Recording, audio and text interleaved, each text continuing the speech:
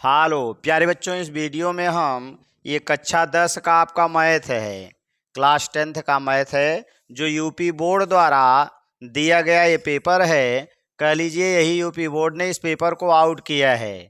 अब यही इसी सिलेबस से आपका इसी तरह का सिलेबस आपके पेपर में आएगा। यहाँ हम देखेंगे कुछ निर्देश दिया है। सत्र 2024 और 25 के लिए ये पेपर लागू किया गया है। प्रतिदर्श प्रश्न पत्र है, यानी बोर्ड द्वारा जारी ये पेपर है। ये कक्षा 10 के लिए है, विषय गणित है, जिसमें आपको समय 3 घंटे 15 मिनट का मिलता है और यहाँ पर पूर्णांक आपका 70 अंक का ये दिया गया है। अगर हम बात करें तो इसी के आधार पर सिलेबस आपका इस पेपर में आएगा। निर्देश क्या है? प्रारंभ के 15 मिनट परीक्षार्थियों को प्रश्न पत्र पढ़ने के लिए निर्धारित है। सामान्य निर्देश, यानी आपको क्या क्या चीज़ें इस पेपर में ध्यान रखनी है वही सब देखना है। सभी प्रश्न अनिवार्य हैं। नंबर 2 है, इस प्रश्न पत्र के 2 खंड हैं। खंड अ में 20 अंक के 20 प्रश्न बहुविकल्पीय हैं, जिनके उत्तर आपको OMR शीट पर देने हैं। आगे हम देखते हैं इसका आगे का निर्देश क्या दिया गया है। तो नेक्स्ट हमारा आगे है,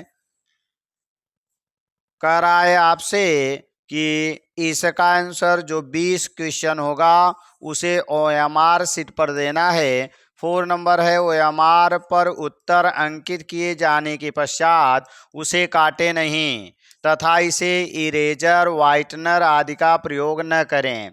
जो OMR शीट पर आप जो अंक ABCD में सही होगा उसे आप फिल करेंगे, कलर करेंगे। उसको दोबारा आपको न तो उस पर इरेजर लगाना है, न ही उस प्रश्न को आपको काटना है और न ही उस पर आप व्हाइटनर लगाएंगे।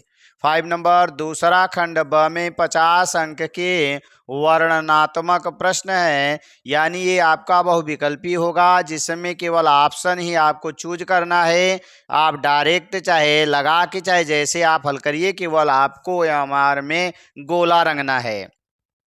लेकिन जो हमारा खंड ब होगा वह 50 अंक का होगा और उसमें प्रश्नों को हल करके तब आपको पूरा एक तरफ से स्टेप बाय स्टेप आपको लिखना है।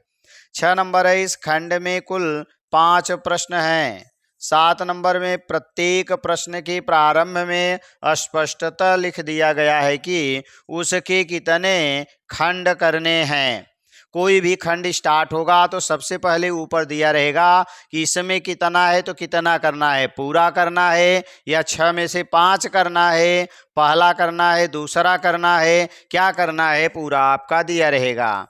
8 नंबर है, प्रश्नों के अंक उनके सम्मुख अंकित हैं। आगे नेक्स्ट हमारा आगे कह रहे हैं, अगला क्या बता रहा है कि प्रथम प्रश्न पत्र से प्रारंभ कीजिए और अंत तक करते जाइए। उस प्रश्न पर समय नष्ट मत कीजिए जो आपको न आता हो। पहला खंड हमारा खंड अ आया, बहुविकल्पी प्रश्न है जिसमें हमारा प्रश्न संख्या 1 है कि किन्हीं 2 संख्याओं का LCM 60 तथा HCF 3 है। एक संख्या 12 है तो 1 नंबर का ये है तो दूसरी संख्या होगी। तो यहाँ पर 2 संख्याएं दी गई हैं, जिनमें से एक संख्या का मान तो दे दिया है और LCM और HCF का मान दिया गया है। इन चारों ऑप्शन में से एक सही होगा, आपको हल करना है। लेकिन हम आपको बता रहे हैं कैसे आप हल करेंगे। परीक्षा में जो ये हम हल कर रहे हैं ये रफ में आप कर सकते हैं या डायरेक्ट अगर आपको मालूम है तो आंसर निकाल सकते हैं। पेपर के ऊपर कुछ नहीं लिखना है। रफ कार्य आप अपने पेज पर बाईं तरफ करेंगे। जो आपका बायां पेज होगा उसी पर आप रफ कार्य करेंगे और वहां पर आप रफ कार्य लिखेंगे पूरा, और लिखने के बाद लास्ट में उसको कट कर देंगे। तो आइए इस प्रश्न को देखते हैं क्या कह रहा है। चूंकि 2 संख्याएं AB अगर होती हैं तो उनका गुणनफल उनके लघुत्तम और महत्तम के गुणनफल के बराबर होता है। लस और यानी HCF और LCM के। इसमें से जो एलसीएम है यल है वो 60 है, तो इस संख्या का मान 60 दिया है। दूसरा महत्तम यानी एचसीएफ जो है वो 3 है, उसमें से एक संख्या 12 है, तो पहली अगर 12 है तो दूसरी हमें ज्ञात करना है। तो b बराबर मिलेगा 60 गुणे 3 होगा और नीचे बटे 12, तो 12 पचे 60 लिखेंगे और पांतियाएं 15 बन जाएगा। अब 15 देखेंगे, हमारा ऑप्शन नंबर बी सही हो जाएगा। नेक्स्ट अगला क्वेश्चन आगे हम लेते हैं प्रश्न संख्या 2 को।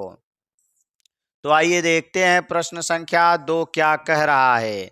तो प्रश्न संख्या 2 ने कहा, प्रश्न संख्या 2 कि एक शून्येतर परिमेय संख्या, माने एक परिमेय संख्या है और एक अपरिमेय संख्या और दूसरी संख्या हमारी अपरिमेय है।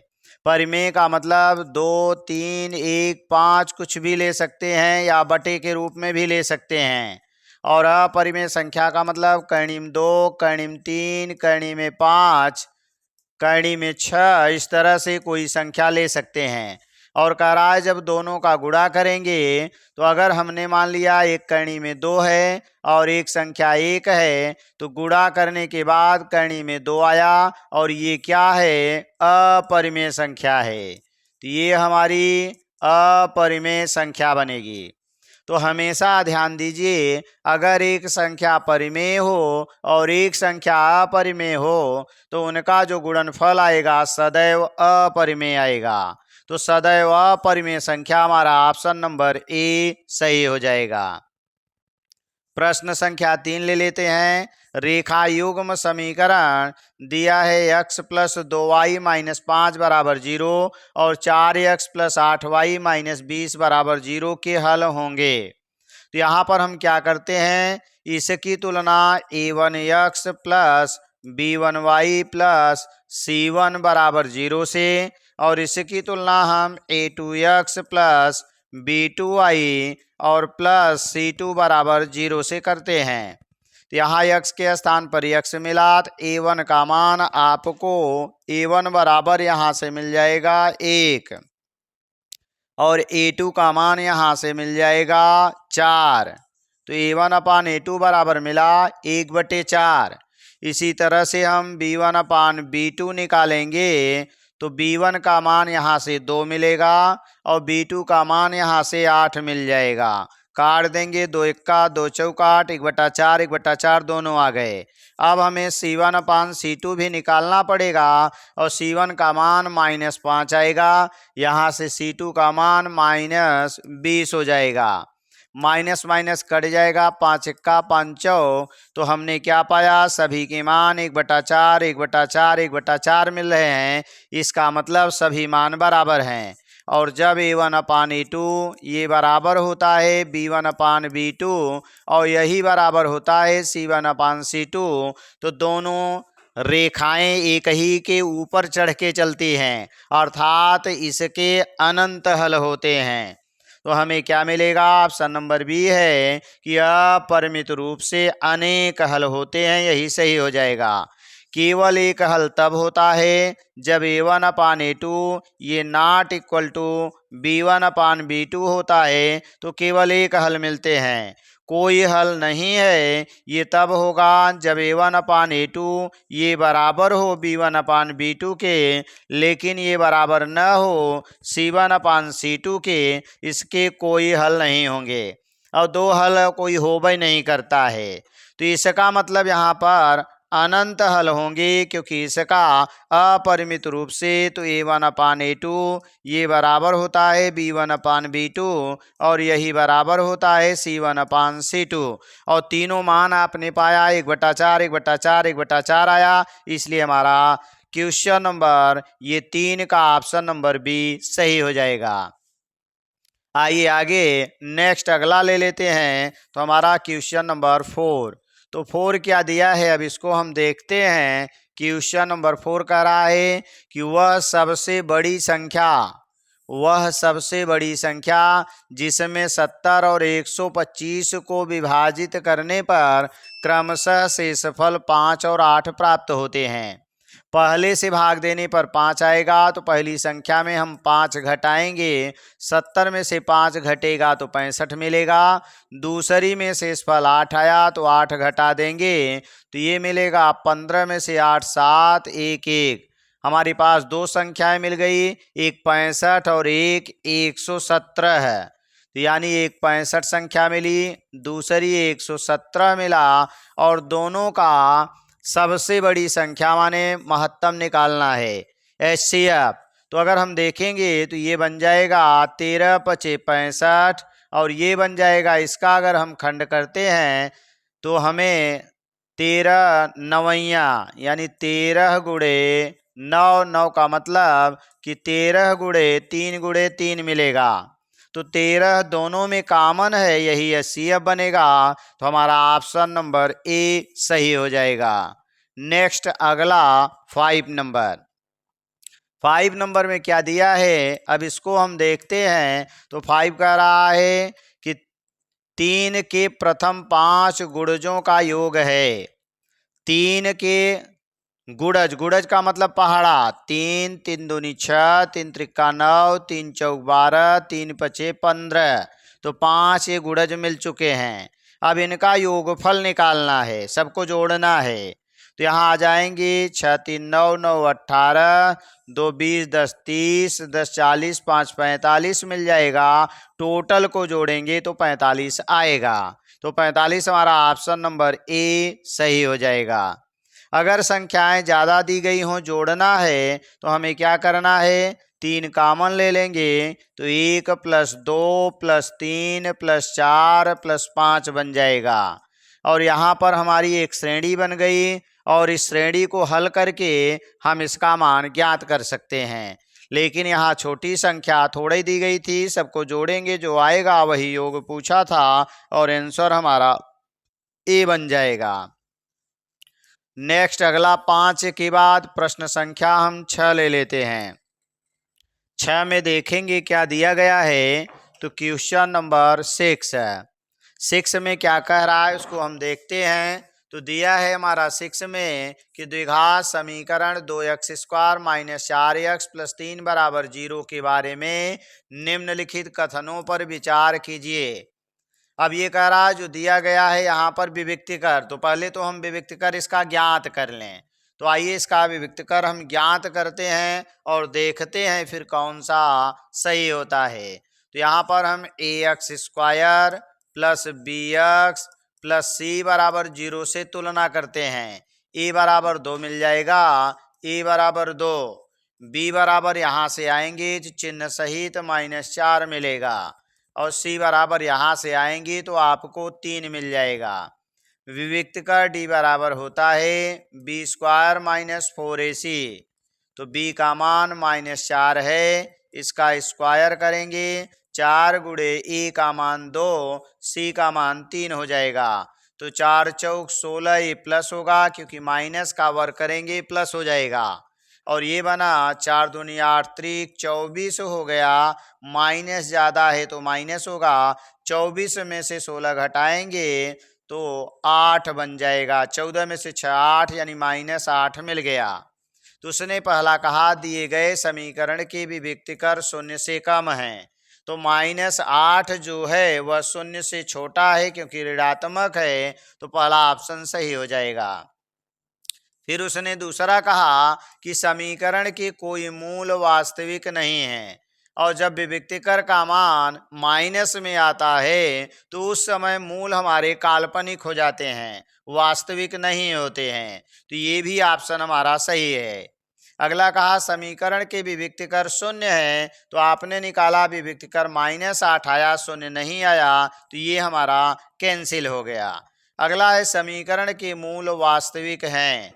जब माइनस में आएगा तो मूल वास्तविक नहीं होगा बल्कि काल्पनिक होता है, इसलिए हमारा ये चौथा भी गलत हो गया।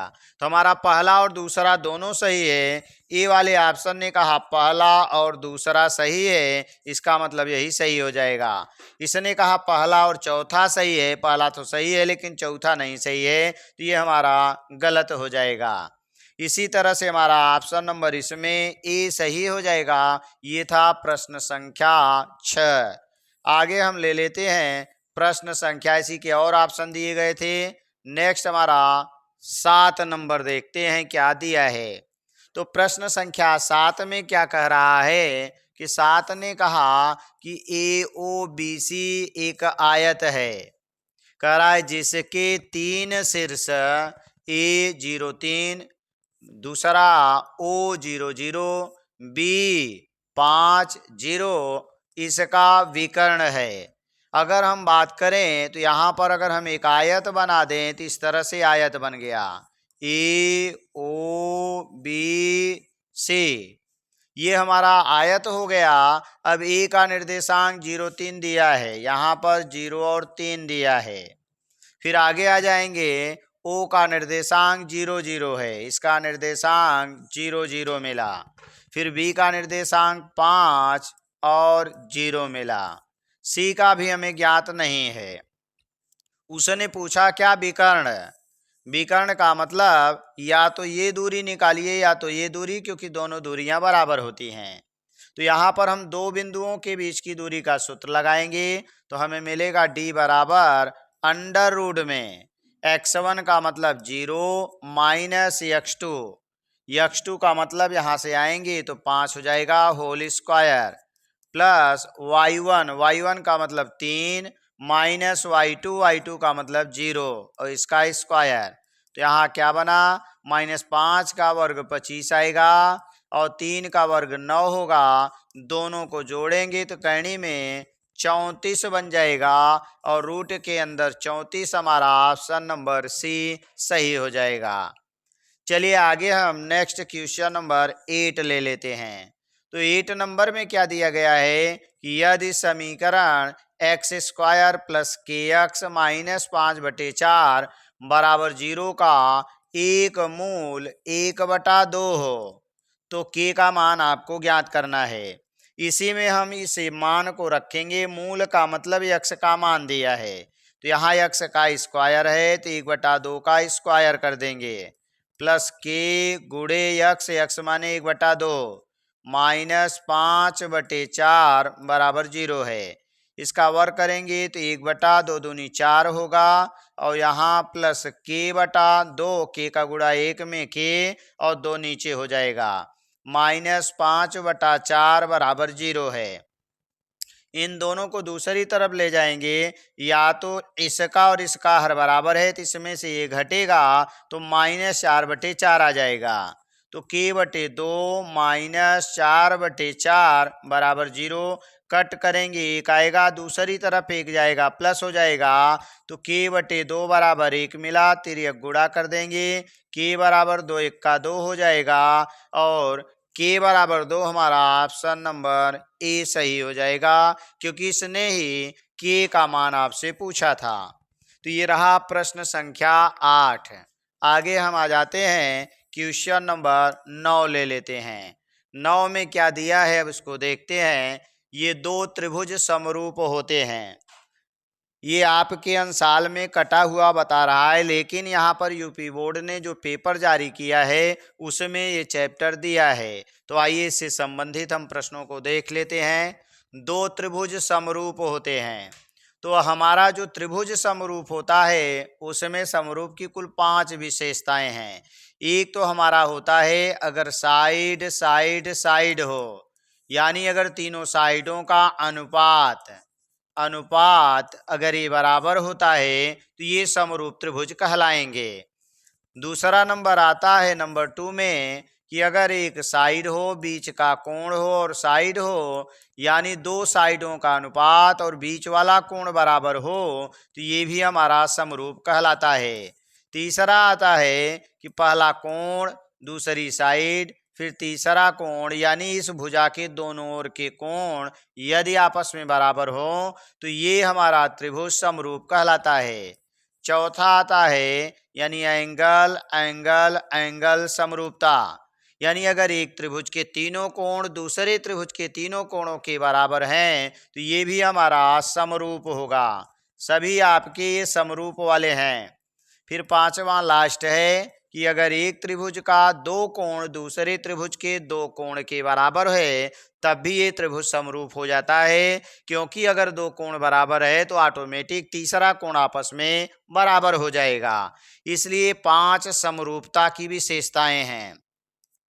पहला क्या दिया है, इनके संगत कोण बराबर हों। तो संगत कोण का मतलब तीनों बराबर हों, अर्थात ये पहला सही है।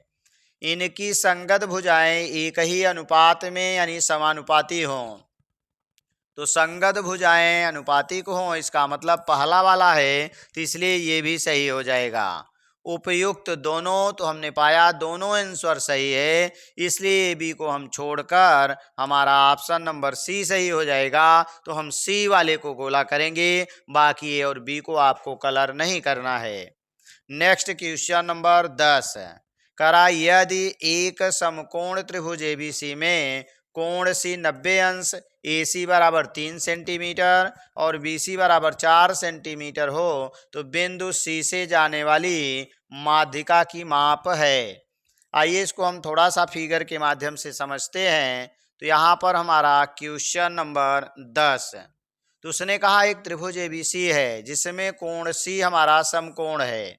तो अगर हम बात करें तो ये हमारा त्रिभुज बन गया, यहाँ सी बन गया, एक जगह ए लिख देंगे, एक जगह बी लिख देंगे। उसने कहा सी हमारा जो है वो 90 अंश है, ए सी बराबर 3, ए से लेकर सी तक ये 3 सेंटीमीटर, और बी सी बराबर, तो बी से लेकर सी तक 4 सेंटीमीटर दिया गया है। अगर हम पाइथागोरस प्रमेय से इसका मान निकालेंगे तो 3 त्रिका 9 प्लस 4 चौक 16, 25 आ जाएगा, 25 का वर्गमूल 5 मिल जाएगा। क्योंकि हमें मिलता है कर्ण का स्क्वायर, ये बराबर होता है लंब का स्क्वायर प्लस आधार का स्क्वायर। तो लंब अगर 3 कर लिया जाए, आधार 4 कर लिया जाए, तो 3 त्रिका 9 प्लस 4 चौक 16, ये 25 बना। और अगर हम केवल कर्ण निकालेंगे, ये कर्ण था स्क्वायर, तो कर्ण बराबर 25 का वर्गमूल 5, ये आपका बन जाएगा। अब करा तो सी बिंदु से जाने वाली माध्यिका, अगर सी से यहाँ पर माध्यिका खींचेंगे तो ये ए बी का मध्य बिंदु होगा। इसका मतलब है हमेशा जानते रहिए कर्ण पर डाली गई माध्यिका ये लंबाई और ये लंबाई और ये लंबाई आपस में बराबर होती है। यानी अगर हम बात करें तो ये लंबाई और ये लंबाई, तीनों लंबाइयाँ आपस में बराबर होती हैं। इसलिए जो ये लंबाई बनी माध्यिका वह पूरा ए बी का आधा होगा, और ए बी है 5, इसका आधा कर देंगे तो हमारी माध्यिका बन जाएगी। और 5 का आधा माने 2.5 बनेगा, 2.5। अब हम देखेंगे हमारा ऑप्शन नंबर कौन सा सही है, तो हमें मिल जाएगा 2.5 सेंटीमीटर। ऑप्शन नंबर ए सही हो जाएगा। नेक्स्ट हमारा अगला देखते हैं क्या दिया है। तो क्वेश्चन नंबर 11 तो 11 नंबर में क्या कह रहा है कि इसने दिया है 11 नंबर में कि यदि sine theta minus cos theta बराबर 1 है तो sine power 4 plus cos power 4 का मान आपको ज्ञात करना है। यहाँ पर अगर हम बात करें हल करने की, तो हमें हल तो नहीं करना है, लेकिन देख लेते हैं कि sine theta minus cos theta बराबर 1 है, ये जाएगा तो प्लस बनाएगा, तो हमारा मिल जाएगा साइन थीटा बराबर 1 प्लस कास थीटा हो जाएगा। दोनों तरफ वर्क करेंगे तो साइन स्क्वायर थीटा बराबर 1 प्लस कास थीटा का होल स्क्वायर बन जाएगा। साइन स्क्वायर माने 1 माइनस कास स्क्वायर बन गया, और ये हमारा जैसे है उसी तरह से बना रहेगा। अब ये ए का स्क्वायर माइनस कास स्क्वायर, तो 1 प्लस कास, और अगले में 1 माइनस कास थीटा लिख सकते हैं, और यही बराबर हमारा यहाँ बना 1 प्लस कास थीटा का होल स्क्वायर। तो 1 plus cos theta 1 plus cos theta एक कट जाएगा, एक इसकी घात बचेगी, एक इसका बचेगा। तो 1 प्लस कास थीटा यहाँ मिलेगा लेफ्ट में 1 माइनस कास थीटा, और राइट का चूंकि एक घात हमने काट दिया है तो एक घात बचा हुआ है, तो इसको लिख सकते हैं 1 प्लस कास थीटा। अब ये आएगा तो एक में से एक घटाएंगे 0, ये जाएगा तो जुड़ जाएगा बराबर 2 कास थीटा। तो यानी काश थीटा 2 का भाग 0 में दे देंगे तो 0 आएगा, और ये मान होता है काश 90 का, क्योंकि काश 90 का मान 0, तो थीटा बराबर हमें 90 अंश मिल जाएगा। अब इस मान को यहाँ रखेंगे तो साइन पावर 4 90 अंश प्लस काश पावर 4 90 अंश बनेगा, और साइन 90 का मान 1 होता है तो 1 की घात 4 हो जाएगी, और काश 90 का 0 होता है 0 की घात 4 हो जाएगी, तो 1 की घात 4 1 आएगा, 0 खत्म हो गया, तो हमारा आंसर 1 मिलेगा, और 1 हमें ऑप्शन नंबर ए सही हो जाएगा, और यही हमारा चारों ऑप्शन में ऑप्शन नंबर ए सही होगा। आशा करते हैं आपको यह वीडियो अच्छा लग रहा होगा। अगर यह आपके लिए उपयोगी है तो वीडियो को लाइक कर देंगे और अपने दोस्तों के साथ इसे शेयर कर देंगे। चैनल पर नए होंगे तो इसको आप सब्सक्राइब कर लेंगे। यदि आपके काम का ये वीडियो है, आपकी परीक्षा से उपयोगी है, तो आप इसे लाइक जरूर कर देंगे। अगला है हमारा 12 नंबर कि साइन 2a बराबर 2 साइन ए तब सत्य होता है जबकि a बराबर है। अब हम बारी बारी से यहाँ अगर ऑप्शन रखते हैं तो आसान होगा, तो यहाँ हम रख देंगे साइन 2 गुणे 0, तो ये बन गया साइन 0, और साइन 0 का मान 0 होता है। राइट में रखेंगे तो 2 साइन 0, और साइन 0 का मान 0 होता है, 2 गुणे 0 ये भी 0 आ गया, तो दोनों 0 0 आ गए, इसका मतलब ऑप्शन नंबर ए सही है। बाकी और मानों को अगर हम रखते हैं लेफ्ट और राइट में तो देखेंगे हमारा मान दोनों तरफ बराबर नहीं आएंगे, तो यही एक अकेला ऐसा मान है जो दोनों तरफ बराबर कर रहा है, इसलिए हमारा ऑप्शन नंबर ए सही हो जाएगा। नेक्स्ट हमारा 13, यदि 4 साइन थीटा बराबर 3 हो तो 4 sine minus cos theta 4 sine theta plus cos theta का मान आपको ज्ञात करना है। तो हम आएंगे इससे एक त्रिभुज बनाएंगे, तो यहाँ मिला 4 साइन टेन थीटा बराबर 3 है, तो अगर हम टेन थीटा का मान निकालेंगे तो ये 4 का गुणा है, भाग हो जाएगा 3/4, और टेन थीटा बराबर होता है लंब बटा आधार। तो यहाँ पर एक हमने त्रिभुज बनाया, और इस त्रिभुज में ये थीटा हमने माना, तो लंब का मान 3 होगा, आधार का मान 4 बन जाएगा। पाइथागोरस प्रमेय से इसका मान निकालेंगे, 3 त्रिका 9 प्लस 4 चौक 16, 16 9 25, 25 का वर्गमूल 5 आ जाएगा। अगर इनका नाम दे दें ए बी सी। अब हमें क्या करना है, यहाँ पर ये सभी मान को हल करना है, तो हमारे पास क्या है 4 साइन थीटा है माइनस काश थीटा है, और बटे यही चीज हमारा 4 साइन थीटा और प्लस काश थीटा है। तो साइन थीटा बराबर होता है हमारा तो 4 गुणे साइन थीटा यानी लंब बटा कर्ण, लंब 3 हो जाएगा, थीटा के सामने की भुजा लंब होगी, ये कर्ण होगा, तो 3/5 आएगा, माइनस काश थीटा यानी आधार बटा कर्ण, आधार 4 होगा, कर्ण 5 होगा। यही चीज नीचे होगी 4 गुणे 3/5, लेकिन बीच में प्लस होगा और 4/5 हो जाएगा। तो ये बन गया 4 तिहाई 12/5 यानी 12/5 माइनस 4/5 मिला, और बटे हमें मिला यही सेम चीज 12/5, लेकिन बीच में प्लस हो गया, तो यहाँ हम जोड़ेंगे यहाँ घटाएंगे तो 12, चूंकि हर बराबर है अंश घटेगा तो 8/5 मिलेगा, यहाँ जुड़ेगा 12 4 16/5 मिल जाएगा, तो ये इससे कट जाएगा, तो 16 यानी 8 का 8, 8 दूनी 16, 1/2 आ जाएगा। हम देखेंगे ऑप्शन में 1/2 हमें सी मिल जाएगा, और यही आंसर हमारा सही हो जाएगा। तो ये रहा प्रश्न संख्या 13। अब आगे आते हैं क्वेश्चन नंबर 14 को ले लेते हैं। तो प्रश्न संख्या 14 क्या दिया है, अब इसको हम देखते हैं। 14 नंबर में दे दिया है हमारा, करा है सेक ए प्लस टेन ए, यहाँ पर दिया है सेक ए प्लस टेन ए, आगे ब्रैकेट में है 1 माइनस साइन ए का मान आपको ज्ञात करना है। सेक का मतलब 1/cos, आगे टेन का मतलब साइन ए बटे कास ए, और अगले ब्रैकेट में हमारा दिया है 1 माइनस साइन ए, आगे आएंगे हर बराबर है अंश जुड़ जाएगा, तो 1 प्लस साइन ए और पूरे के बटे यहाँ कास ए बन जाएगा। ये पहला ब्रैकेट हो गया। दूसरा ब्रैकेट 1 माइनस साइन ए दिया गया है। तो ए प्लस बी ए माइनस बी बराबर ए स्क्वायर माइनस बी स्क्वायर ए स्क्वायर साइन स्क्वायर और बटे हमारा का से है। तो ऊपर क्या बना, 1 माइनस साइन स्क्वायर को कास स्क्वायर कहते हैं और बटे का से मिला। एक कास ऊपर नीचे कट जाएगा, ऊपर का एक कास बच जाएगा। हमारा आंसर का से आया और का से हम देखेंगे ऑप्शन नंबर डी हमारा सही हो जाएगा। 15 नंबर क्या दिया है, यदि त्रिज्या r सेंटीमीटर वाले एक वृत्त के किसी त्रिज्यखंड का कोण थीटा है तो त्रिज्यखंड का क्षेत्रफल होगा। तो त्रिज्यखंड का क्षेत्रफल बराबर सूत्र ही होता है थीटा बटे 360 पाई आर स्क्वायर। अब हम मिलाएंगे ये कहाँ दिया गया है, पाई आर स्क्वायर थीटा बटे 360, पहला ऑप्शन ही हमारा सही हो जाएगा। पाई आर स्क्वायर उसने पहले दे दिया, थीटा बटे 360 बाद में दिया है, तो हमारा ऑप्शन नंबर ए सही होगा। ये रहा प्रश्न संख्या 15।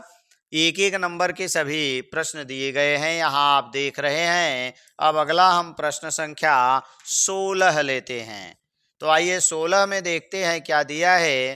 तो प्रश्न संख्या 16 कह रहा है कि एक सुराही निम्नलिखित का संयोजन होता है। सुराही का मतलब होता है हमारा इस तरह से हमारी सुराही बनती है। तो ये हमारी सुराही हो गई। ऊपर वाला भाग जो हमारा होगा ये बेलन होगा और नीचे वाला भाग एक गोलाकार है, इसलिए ये हमारा बल बन जाएगा गोला। तो ये गोला है। तो इसका मतलब हो गया जो सुराही होती है बेलन और गोले यानी गोला और बेलन का ही ये रूप होती है। तो इसलिए हमारा ऑप्शन नंबर ए सही हो जाएगा। 17 नंबर क्या दिया है, अब इसको हम देखते हैं। तो 17 नंबर का रहा है 1 से 10 तक की धनात्मक विषम संख्याओं का माध्य होगा। 1 से 10 तक की धनात्मक विषम लेना है। तो विषम का मतलब 1, 3, 5, 7, 9, चूंकि 10 तक, अगला हमारा 11 मिलेगा लेकिन हमें 10 तक ही लेना था, तो ये हमारी विषम संख्याएं बन जाएंगी। अब यहाँ पर 2 पहले छोड़ देंगे, 2 बाद में छोड़ देंगे, तो बीच में कौन मिला, 5 मिला। तो यही हमारी मध्य वाली संख्या हो जाएगी जिसे हम माध्य कहते हैं। या सबको जोड़कर अगर हम 5 का भाग देंगे तब भी आएगा, और यदि अंतर समान हो तो पहला और अंतिम जोड़ लीजिए, दोनों जोड़कर 2 का भाग दे दीजिए तब भी आएगा आपका 5 ही। और चाहे देखिए 9 1 10, 3 13, 5 18, 2 20, 5 25 आएगा, और 5 संख्याएं हैं, भाग दे देंगे तब भी 5 आएगा। तो अगर अंतर सब में समान होता है तो पहला और अंतिम जोड़ करके 2 का भाग दे दिया जाता है, और यही हमारा माध्य कहलाता है। माध्य माने समांतर माध्य। तो हमारा इसका यानी देखना है 5 कहाँ है, तो 5 आपने पाया, ऑप्शन नंबर आपका डी सही है। नेक्स्ट अगला हम ले लेते हैं 18 नंबर। तो 18 नंबर में क्या दिया है हमारा, कराए आंकड़ों 13, 15, 16, 17, 19 और 20 की माध्यिका होगी। माध्यिका का मतलब बीच वाला पद। तो हमें फिर बीच वाला निकालने के लिए 2 हमने इधर से छोड़ा, 2 इधर से छोड़ा। अब हमारे पास 2 संख्याएं हैं, दोनों जोड़कर 2 का भाग दे देंगे। तो 7 6 13 की 3 हासिल 1 1 1 2 1 3 और 2 का भाग, तो 33/2 और 33/2 हमारा ऑप्शन नंबर सी सही हो जाएगा। यानी माध्यिका अगर आंकड़े हमारे अवर्गीकृत हों, वर्ग में न बंधे हों, तब उसमें देखा जाता है यन का मान अगर विषम है। अगर यन विषम है तो जो माध्यिका होती है, माध्यिका, ये माध्यिका बराबर होता है विषम होने पर n + 1/2वें पद का मान, पद का मान, यही हमारा आंसर होता है। और अगर हमारा n सम आ जाए तो हमें मिलेगा सूत्र n/2वें प्लस n/2 + 1वें पद का मान और बटे 2 होगा। तो यहाँ पर कुल पद कितने हैं, 1 2 3 4 5 6, 6 हैं, इसका मतलब 6 सम है। तो यहाँ पर आ जाएंगे 6/2 लिखेंगे, और अगला हमारा 6/2 और +1 होगा, पूरे 1/2 होगा। तो तीसरा और यहाँ चौथा आएगा, तो पहला, दूसरा, तीसरा और चौथा। तो तीसरा चौथा माने 1 16, दूसरा 17 और /2 यहाँ से, तो दोनों जोड़ लिए तो 33/2 मिला। तो हमारा यही सूत्र होता है कि अगर n का मान सम आएगा तो n/2वें पद का मान प्लस n/2 प्लस 1वें पद का मान पूरे 1/2 होता है। तो हमारा ऑप्शन नंबर सी सही हो जाएगा। 19 ने क्या कहा, यदि कुल प्रेक्षणों का माध्य, माध्य का मतलब समांतर माध्य 27 तथा बहुलक 45 है, तब माध्यिका होगी।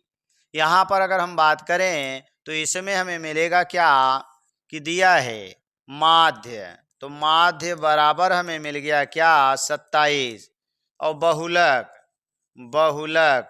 तो बहुलक बराबर हमें मिल गया 45। अब हमारा सूत्र होता है समांतर माध्य, माध्यिका और बहुलक में जो संबंध होता है वह सूत्र है बहुलक बराबर होता है 3 माध्यक, माध्यक माने माध्यिका, और -2 माध्य, यही हमारा सूत्र है।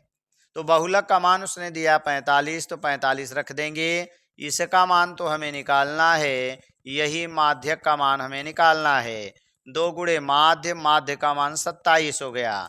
27 दूना 54 जाके जुड़ जाएगा, तो 3 गुणे माध्यक, तो 3 गुणे माध्यक बराबर 45 पहले से था, 27 दूना 54 जा करके जुड़ गया, तो 5 4 9, उसके बाद 5 4 9 आ गया। 3 का गुणा है, भाग दे देंगे, तो माध्यक बराबर हमें मिल जाएगा, माध्यक बराबर 99/3, 3 त्रिक्का 3 त्रिक्का, हमारा 33 आ जाएगा। और 33 हमारा ऑप्शन नंबर बी सही हो जाएगा। अगला हम आ जाते हैं बहुविकल्पी का, ये लास्ट प्रश्न है जो 20 नंबर का यानी 20वां प्रश्न है। और 20वां प्रश्न क्या दिया है इसको हम देखते हैं। तो 20वां उसने कहा, जब एक पासे को फेंका जाता है तो 3 से छोटी एक विषम संख्या आने की प्रायिकता है। पासे में कुल 1 2 3 4 5 और 6 यही अंक होते हैं जो लूडो की गोटी में आपको मिलता है। एक तरफ एक बिंदी, एक तरफ 2, एक तरफ 3, एक तरफ 4, एक तरफ 5, एक तरफ 6, यानी कुल आपके यही पासे में अंक होते हैं। तो यहाँ पर अगर हम आ जाएंगे तो देखेंगे तो हमें क्या मिलेगा कि कराए इसको फेंका जाता है तो 3 से छोटी, तो 3 से छोटी 2 संख्याएं हैं, 1 और 2 हैं। लेकिन उसने आगे एक और कंडीशन रख दिया, विषम संख्या। इन दोनों में विषम कौन है, तो इन दोनों में विषम हमें मिलेगा केवल 1, क्योंकि 2 हमारा सम है। अब इसकी प्रायिकता निकालेंगे। ये घटना ई के लिए है जिसको हम एन ई कहते हैं, और ये होता है एन एस। तो हमारा सूत्र बनता है प्रायिकता पी बराबर एन ई और बटे होता है एन एस। तो यहाँ एन ई का मान केवल इसमें एक संख्या है, इसका मतलब 1 हो जाएगा। और एन एस माने 1 2 3 4 5 6 संख्याएं हैं, तो 6 हो गया। तो हमारा आंसर बना 1/6, और 1/6 हमारा ऑप्शन नंबर ए सही हो जाएगा। ये तो हमारे बहुविकल्पी प्रश्न थे। अब हमारा खंड ब स्टार्ट होता है, और खंड ब में हमें विस्तृत उत्तरी प्रश्न, लघु उत्तरी प्रश्न, अति लघु उत्तरी प्रश्न, सभी प्रश्न इसमें दिए जाएंगे, यानी जिसको हमें हल करना है। तो आइए आगे हम चलते हैं और देखते हैं कैसे ये हल किया जाएगा। यहाँ पर अब हम आएंगे, चूंकि वहाँ पर आप अब जो डिस्क्रिप्टिव प्रश्न थे जिसको हल करना वहाँ पर जगह कम था, इसलिए यहाँ पर हम आएंगे अब अलग अलग पेज पर जो प्रश्न हम लिए हैं, अब उन्हीं प्रश्नों को आगे हम सॉल्व करते हैं। तो पहला प्रश्न हमारा जो दिया गया है, इसमें पहले हम निर्देश देखेंगे। निर्देश में क्या कह रहा है कि सभी खंड कीजिए, माने इसमें जितना प्रश्न दिया है सभी को आपको हल करना है। तो जितने प्रश्न दिए गए हैं सभी प्रश्नों को यहाँ हम हल करेंगे। तो करा सभी खंड कीजिए, कह दिया है हमारा स्पष्ट कीजिए कि 3 गुणे 5 गुणे 7 प्लस 7 एक भाज्य संख्या क्यों है। तो यहाँ पर हम आ जाएंगे, लिखेंगे। अगर पेपर में आएगा तो हमें लिखना है खंड ब, यहां हम लिखेंगे खंड ब। आगे आएगा हमारा प्रश्नोत्तर। प्रश्नोत्तर आगे मिल जाएगा हमारा 1 का क। और ध्यान रहे, जब एक प्रश्न खत्म हो जाएगा तो हम क्या करेंगे, कम से कम 2 लाइन नीचे छोड़ेंगे, उसके बाद ही अगला प्रश्न हल करना शुरू करेंगे। और यदि थोड़ा सा बचा हुआ है नीचे तो आपको छोड़ करके नेक्स्ट पेज पर आ जाना है। तो यहाँ पर क्या दिया है कि हम लिखेंगे यहाँ हल। हल में क्या मिलेगा, हल में दे दिया है, जो दिया है पहले उसको लिखेंगे कि दिया है, दिया है। क्या दिया है हमारा कि 3 गुणे 5 गुणे 7 और प्लस 7, यही आपका दे दिया है। अब इसी को लेना है और इसे दिखाना है कि यह हमारी एक भाज्य संख्या है, यानी हम लिखेंगे यहाँ संख्या बराबर। तो यहाँ पर देखेंगे तो ये हमारा 7 दोनों में कॉमन है, तो 7 कॉमन ले लेंगे, तो अंदर क्या बचेगा, 3 गुणे 5 बचेगा, और जहाँ से पूरा कॉमन ले लिया जाता है वहाँ 1 बच जाता है। तो 7 5 15 और प्लस 1 मिला, तो हमें मिल गया 7 गुणे 15 1 16 बन गया। अगर हम बात करें तो खंड करेंगे, तो खंड हम 1 से लिखना शुरू करेंगे। 1 गुणे 7 तो हमारे पास है ही, और 8 का खंड करेंगे 16 का, तो 2 दूनी 4 दूनी 8 दूनी 16। अगर हमारे 2 ही खंड मिलते तो हमारा क्या हो जाता, अभाज्य संख्या। लेकिन इसमें 2 से ज़्यादा खंड हैं, इसका मतलब यह एक भाज्य संख्या है। अब वही हमें यहाँ लिखना है, तो हमें आंसर में क्या लिखेंगे कि चूंकि, चूंकि दी गई संख्या, संख्या के 2 से अधिक, 2 से अधिक खंड हैं, खंड हैं, इसलिए यह एक भाज्य संख्या होगी, भाज्य संख्या होगी। क्योंकि जितनी अभाज्य संख्याएं होती हैं उनके 2 ही खंड होते हैं, एक तो 1 होता है और दूसरी वह स्वयं संख्या होती है।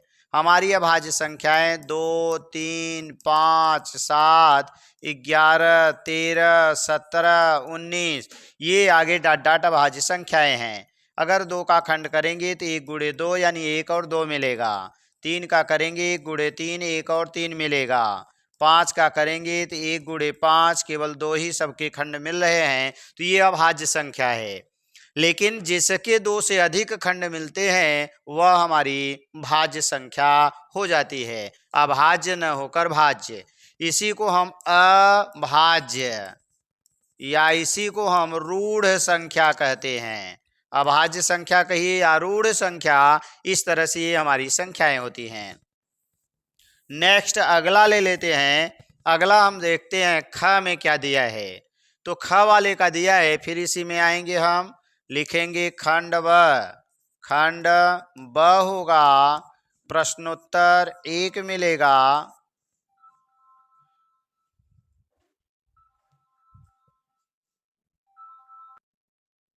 तो यहाँ हम आ जाएंगे खंड ब प्रश्नोत्तर, ये हमारा प्रश्नोत्तर 1 का ख। अब यहाँ लिखेंगे हम, फिर इसमें भी हल। हल में आते हैं, दूसरा प्रश्न किस तरह से हल होगा अब उसको देखते हैं। तो हमारा दे दिया है कि यदि काट थीटा बराबर 7/8 तो 1 plus sine 1 minus sine 1 plus cos और 1 माइनस कास का मान आपको ज्ञात करना है। तो हम आ जाएंगे, तो यहाँ लिख लेंगे कि क्या दिया है, तो पहले लिख लेंगे दिया है, दिया है। हमें मिला काट थीटा बराबर 7/8। इससे हम त्रिभुज बना सकते हैं और लंब आधार कर्ण का मान ज्ञात कर लेंगे, और साइन थीटा कास थीटा का मान निकाल करके यहाँ रख सकते हैं। या इसको हम प्रश्न को लिख करके, तो हमें मिलेगा 1 प्लस साइन और 1 माइनस साइन, और नीचे है 1 प्लस काश थीटा और अगले ब्रैकेट में है 1 माइनस काश थीटा। अब यहाँ पर आ जाएंगे तो हमें क्या मिल जाएगा। अब यहाँ से हमारा ये सूत्र बना हुआ है ए प्लस बी ए माइनस बी, तो बन जाएगा ए स्क्वायर माइनस बी स्क्वायर, तो 1 माइनस साइन स्क्वायर थीटा, नीचे 1 प्लस 1 माइनस, नीचे भी 1 माइनस कास स्क्वायर थीटा हो जाएगा।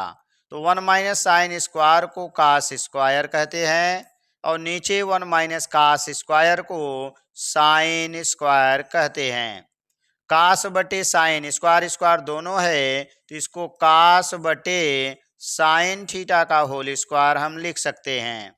आगे आएंगे तो हमें क्या मिलेगा, तो ये बन जाएगा कास बटे साइन को काट कहा जाता है, तो काट थीटा का होल स्क्वायर, और काट थीटा का मान 7/8 है, तो 7/8 स्क्वायर कर देंगे तो 7 सते 49 और 8 अठाई 64 हो जाएगा और यही हमारा आंसर बन जाएगा। ये रहा हमारा खंड ब के प्रश्नोत्तर 1 का क्वेश्चन नंबर ख वाला। अब हम आगे आते हैं और ग देखते हैं क्या दिया गया है। तो हमारा प्रश्नोत्तर 1 का ग, तो हम आ जाएंगे प्रश्नोत्तर 1 का ग में। ये क्या कह रहा है कि दो घनों जिनमें से प्रत्येक का आयतन 64 सेंटीमीटर क्यूब है कि संलग्न फलकों को मिलाकर एक ठोस बनाया जाता है। इससे प्राप्त घनाभ का पृष्ठीय क्षेत्रफल आपको ज्ञात करना है। तो यहाँ पर आ जाएंगे हम, फिर वही लिखेंगे, खंड ब होगा, प्रश्नोत्तर प्रश्नोत्तर 1 का ग होगा। ये भी हमारा 2 नंबर का आएगा। तो यहाँ हम आ जाएंगे हल। हल में हमें क्या करना है, ये हम इतना काले पेन से लिखेंगे, बाकी हम नीले पेन से आगे लिखेंगे।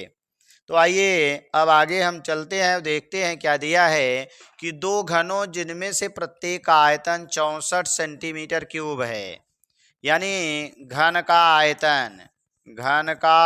आयतन बराबर होता है भुजा क्यूब,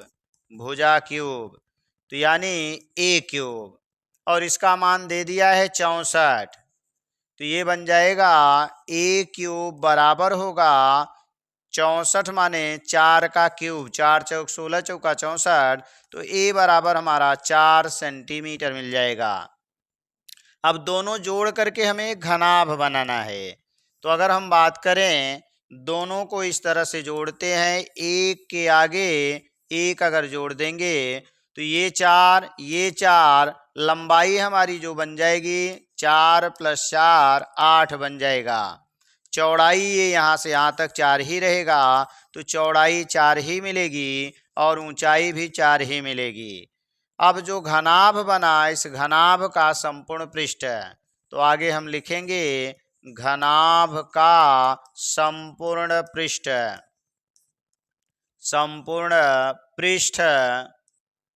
ये हमारा संपूर्ण पृष्ठ, तो ये बराबर हो जाएगा 2LB + BH + HL होगा। तो यहाँ बन जाएगा 2, लंबाई का मान 8 मिला है, गुणे चौड़ाई 4 है, ऊंचाई भी 4 है, लंबाई 8 है, तो ये बन जाएगा 2, 8 चौक 32 बनेगा, 4 चौक 16, सारी प्लस है, 16 बनेगा और 8 चौक 32 हो जाएगा। तो यहाँ 2 मिला, जोड़ लेंगे 2 2 4 6 4 10 0 हासिल 1, 3 1 4 1 5 3 8, और गुणा कर देंगे तो 8 दूनी 16, 160 सेंटीमीटर स्क्वायर, और यही आपका ग का हमारा ये जो प्रश्नोत्तर 1 का ग है उसका आंसर बन जाएगा। तो ये रहा हमारा प्रश्नोत्तर 1 का क, ख और उसके बाद ग। आशा करते हैं यहाँ तक क्लियर हुआ होगा। आगे हम चलते हैं नेक्स्ट पेज पर। अगला हमारा नेक्स्ट पेज क्या दिया है, प्रश्नोत्तर 1 का ये घ दिया है। तो यहाँ हम आ जाएंगे तो लिखेंगे क्या, यानी प्रश्नोत्तर 1 का घ होगा और ये हमारा खंड ब है। अब यहाँ आ जाएंगे, हम लिखेंगे हल। हल में क्या क्या दिया है उसी को लेकर के हम इसको हल करेंगे। तो यहाँ दिया है निम्न आंकड़ों का माध्य ज्ञात कीजिए। माध्य माने समांतर माध्य। तो समांतर माध्य ज्ञात करने के लिए हमारा पहला वर्ग अंतराल और दूसरे में बारंबारता और तीसरे में मध्यमान, यानी जिसको यक्स कहते हैं इसको यफ कहते हैं। और अगला हमें यफ यक्स यानी यफ गुणे यक्स हल करना होता है। तो वर्ग अंतराल दिया है 10 से 20, 20 से 30, 30 से 40, 40 से हमारा 50, 50 तक, आगे 70 तक है, 50 से 60 और 60 से 70। मान है 2 7 12 15, 2 7 12 15, उसके बाद 8 6, 8 और 6। अब इन दोनों को जोड़कर 2 का भाग देते हैं, यही मध्यमान बनता है। 20 10 30 और बटे 2 यानी 15 मिलेगा। 30 20 50 का आधा 25 मिलेगा, फिर 35 हो जाएगा। अगला 10 10 जोड़ते जाएंगे तो ये हमारा नेक्स्ट मिलता चला जाएगा। अगला हमारा 65 बन जाएगा, 65। अब हमें इसमें इसका गुणा करना है क्योंकि एफ एक्स ज्ञात करना है। तो 15 दूना 30 होगा, फिर 25 सत्ते 175 बन जाएगा, फिर 12 25 60 की 0 6, 12 तिहाई 36, 4 40, 2 42 बन जाएगा। अगला जाएंगे 15 25 75 की 5 हासिल 7, 15 चौका 60 और 7 67 हो जाएगा। फिर 8 25 40 की 0 हासिल 4, 8 25 40 4 44 बन जाएगा। 6 पंजे 30 की 0 हासिल 3, 7 36 और 3 39 बन जाएगा। अब हम टोटल जोड़ेंगे तो 5 5 10 की 0 हासिल 1 होगा, 3 1 4, 7 4 11, 2 13, 13 7 20, 4 24, 36 3 33 की 3 हासिल 3, 3 1 4, 4 8, 8 6 14, 4 18, 2 20 1 21 बन गया। इसको एफ वाले को जोड़ेंगे तो ये एन मिलेगा। 7 2 9 2 11, 5 16, 4 20, 4 24, 36, 3 3 2 5 50 बन गया। अब हमारा जो सूत्र होता है समांतर माध्य बराबर होता है सिग्मा एफ एक्स अपान एन होता है। तो सिग्मा एफ एक्स का मान 21 30, तो यहाँ हम 21 30 लिखेंगे और बटे यहाँ से हमने 50 पाया था। अब इसी को हल करना है तो 0 0 कैंसिल हो गया, 2 यानी 5 चौक 20 हो गया, 1 बचा, 3 उतार लिए, 5 दूनी 10 बना, 3 बचा और 5 6 30 हो गया। तो हमारा आंसर मिल गया क्या 42.6 और यही आपका आंसर बन जाएगा। तो ये रहा प्रश्नोत्तर 1 का घ, ये भी आपका 2 नंबर में आएगा। नेक्स्ट अगला हम ले लेते हैं 1 का अंग। तो यहाँ पर भी हम आ जाएंगे तो लिखेंगे क्या खंड ब, खंड ब होगा। आगे लिखेंगे हम प्रश्नोत्तर 1 का अंग हो जाएगा, 1 का अंग मिलेगा। आगे हम आते हैं इसमें हल। हल में क्या मिलेगा देखते हैं। करा बिंदु -4 6 बिंदुओं ए -6 10 और 20 3 8 को जोड़ने वाले रेखाखंड को किस अनुपात में विभाजित करता है।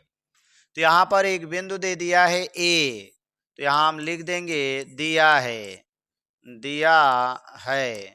तो क्या मिला, एक बिंदु ए मिला निर्देशांक -6 10 मिला, दूसरा बिंदु बी मिला निर्देशांक हमें 3 -8 मिला और अनुपात हमें निकालना है m1 अनुपात m2 हम मान लेंगे। यही हमें ज्ञात करना है, यही बराबर क्वेश्चन मार्क हो गया। और यहाँ पर हल करने के बाद जो मान आता है -4 और 6 दिया गया है। अब हमारा जो सूत्र होता है x बराबर यानी m1 x2, m1 x2 plus m2 x1 अपान m1 प्लस m2 हो जाएगा। ये हमारा पहला x1 y1, ये x2 y2, बाकी अमोनियम 2 है, ये यक्स और वाई है। तो यक्स का मान यहाँ से ले लेंगे तो -4 हो जाएगा। यम1 तो हमें ज्ञात करना है, यक्स2 का मान यहाँ से 3 मिल जाएगा। यम2 भी हमें ज्ञात करना है और यक्स1 यहाँ से हमें मिलेगा -6 बटे हमारा यम1 प्लस m2 हो जाएगा। तिर्यक गुणा करेंगे, 4 का गुणा दोनों के साथ, तो -4 यम1 -4 यम2 बन जाएगा। 3 का 3 यम1 मिलेगा और ये -6 m2 हो जाएगा। अब इसके आगे आते हैं तो हमें क्या मिला, यम1 यम1 एक तरफ, यम2 यम2 एक तरफ करेंगे तो ये यम1 को ले जाएंगे इधर, तो 3 यम1, ये माइनस था प्लस हो जाएगा और ये आएगा इधर प्लस, 6 यम2 प्लस हो गया और 4 यम2 पहले से यहाँ बैठा हुआ है, तो 6 में से 4 घटा दिए तो 2 यम2 मिला और 4 3 7 m1 मिला। अब यम2 का इधर भाग, 7 का इधर भाग, तो 2/7 हो जाएगा और ये बराबर मिल जाएगा यम1 अपान यम2। इसका मतलब बन गया कि यम1 अनुपाते m2 बराबर हमारा आंसर 2:7 हो जाएगा और यही हमारा आंसर बनेगा 2:7। तो हमारा आंसर क्या मिला, 2:7 मिल गया और यही हमारा आंसर हो गया। आशा करते हैं ये आपको प्रश्न क्लियर हुआ होगा। तो ये रहा हमारा प्रश्नोत्तर 1 का अंग। आगे हम आते हैं नेक्स्ट अगला प्रश्न। तो हमारा देखते हैं अंग के बाद हमारा च। प्रश्नोत्तर 1 का च, चूंकि इसमें सभी खंड करने थे, तो यक्स और वाई में एक ऐसा संबंध ज्ञात कीजिए कि बिंदु यक्स वाई बिंदुओं 3 6 और -3 4 से समदूरस्थ हों। तो यक्स वाई में हमें संबंध निकालना है। ये बिंदु इससे और यही बिंदु इससे समान दूरी पर है, तो यहाँ पर भी हम लिखेंगे खंड। यहाँ हमारा हो जाएगा खंड ब प्रश्नोत्तर 1 का च, और ये भी हमारा 2 नंबर का है। अब यहाँ पर हल में आएंगे तो दिया है क्या दिया है, हम इसको अब ले लेते हैं। तो कह रहा है एक्स वाई में संबंध निकालना है एक बिंदु एक्स वाई की। अगर मान लीजिए ए हो जाए और एक्स वाई हो जाए, दूसरा बिंदु हमारा पी हो जाए, उसका निर्देशांक 3 6 है, और अगला बिंदु हमारा क्यू मिल जाए, -3 और 4 है। अब कह रहा है इसके और इसके बीच की दूरी बराबर है, समदूरस्थ है। तो यहाँ पर हमारा जो दिया है कि प्रश्नानुसार, प्रश्न ने क्या कहा कि जो AP है वह बराबर है AQ के। AP माने दो बिंदुओं के बीच की दूरी का सूत्र, तो ये बनेगा x1 y1 और ये बनेगा x2 y2। अगली बार फिर ये x1 y1 बनेगा, इसके साथ निकालेंगे तो ये x2 y2 बन जाएगा। तो हमारा पहली बार इसके साथ, तो x1 माइनस x2 का होल स्क्वायर, ये सूत्र है y1 माइनस y2 का होल स्क्वायर।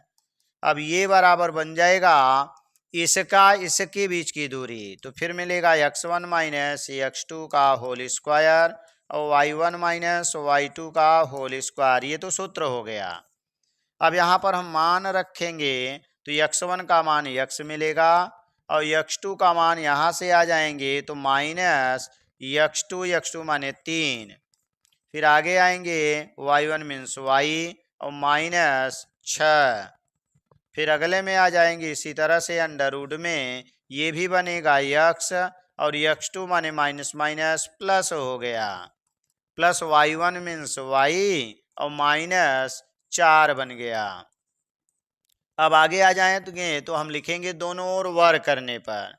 तो इसके आगे हमें क्या लिखना है कि दोनों ओर वर्ग करने पर, दोनों ओर वर्ग करने पर वर्क करेंगे तो कैंडी से बाहर हो जाएगा, x माइनस 3 का होल स्क्वायर और y माइनस 6 का होल स्क्वायर बराबर x प्लस 3 का होल स्क्वायर और y माइनस 4 का whole square. A minus B का होल स्क्वायर वाले सूत्र से इसको तोड़ेंगे तो हमें क्या मिलेगा, ए स्क्वायर माने X square plus B square 3 त्रिका 9 माइनस 2ab, तो 2 गुणे 3 करेंगे तो 6x बन जाएगा।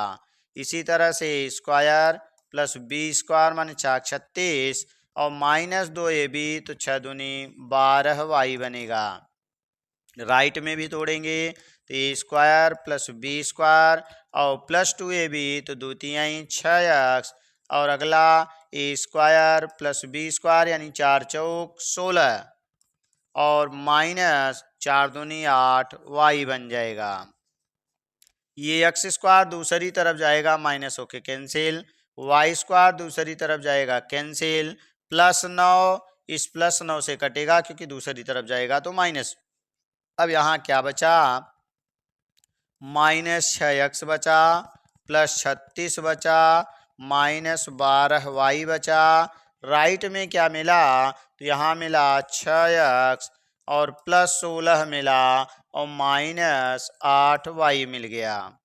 तो आगे हम जाएंगे इस y को सबको उस तरफ लेके चलेंगे। तो यहाँ पर पहले से 6x है, ये 6x और जाके जुड़ गया तो 6x बन गया।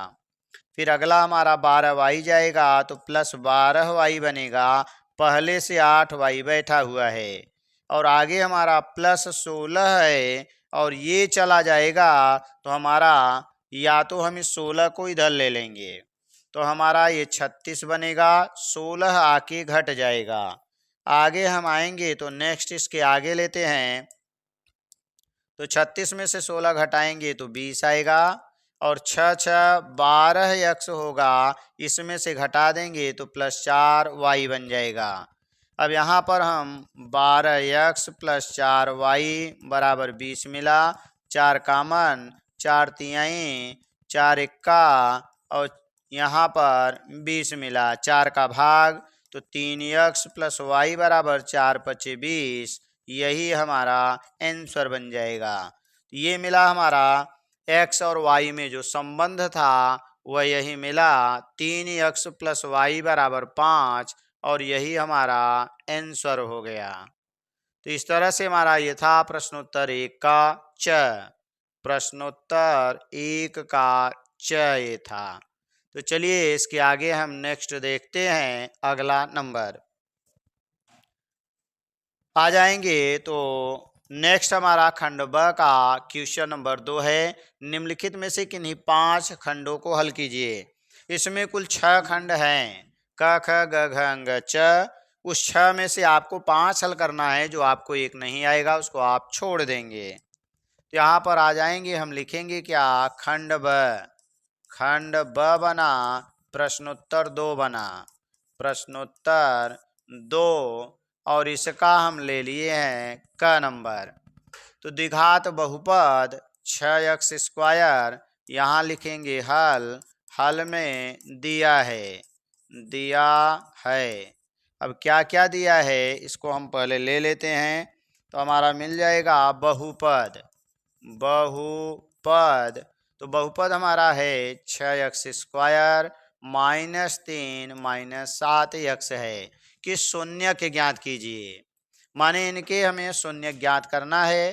तो इसको हम क्या करेंगे, लिखेंगे 6x square minus 7x minus 3 और इसको हल करेंगे तो 6 3 18 बन जाएगा और ऐसा खंड करेंगे कि 7 आ जाए तो 9 दूनी 18 हो जाएगा। 6x square 9x minus minus plus हो जाएगा 2x, 9 में से 2x घटाएंगे तो 7 आएगा और माइनस 3 होगा। माने 6 का गुणा 3 में करते हैं तो 6 गुणे 3 18। ऐसा खंड करना है कि जोड़ने या घटाने से बीच वाला आ जाए। 9 दूनी 18 होगा, 9 में से 2 घटा देंगे तो ये 7 आता है। तो यही हम 9x लिखते हैं, 2x लिखते हैं, 9 में से 2 घटाएंगे तब 7 आएगा। अब हम जोड़ा बना के कॉमन लेंगे। ये हमारा गुणनखंड का फैक्टर का टाइप है, चैनल में जाकर के फैक्टर की प्लेलिस्ट बनी हुई है। कुल 12 प्रकार के आपके गुणनखंड होते हैं। अगर आपके पास समय है तो उसको आप देख सकते हैं। तो यहाँ आ जाएंगे, 3x कॉमन हो जाएगा, तो 3 दूनी 6, 2x और 3 त्रिक्का 9, 3 मिला। इन दोनों में कुछ कॉमन नहीं है तो ये कॉमन ले लेंगे, तो 2x माइनस 3 मिला।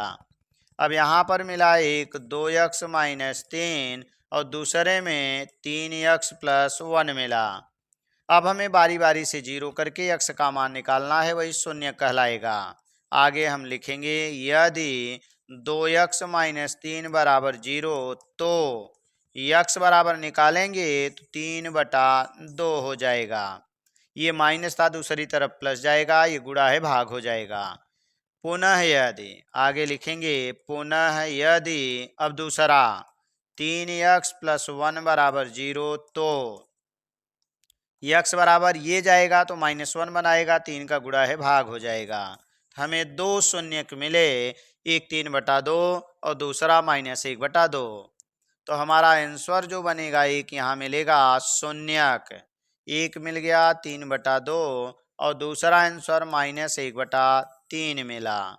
अब आएंगे शून्यकों और गुणांकों के बीच संबंध की सत्यता की जांच करनी है।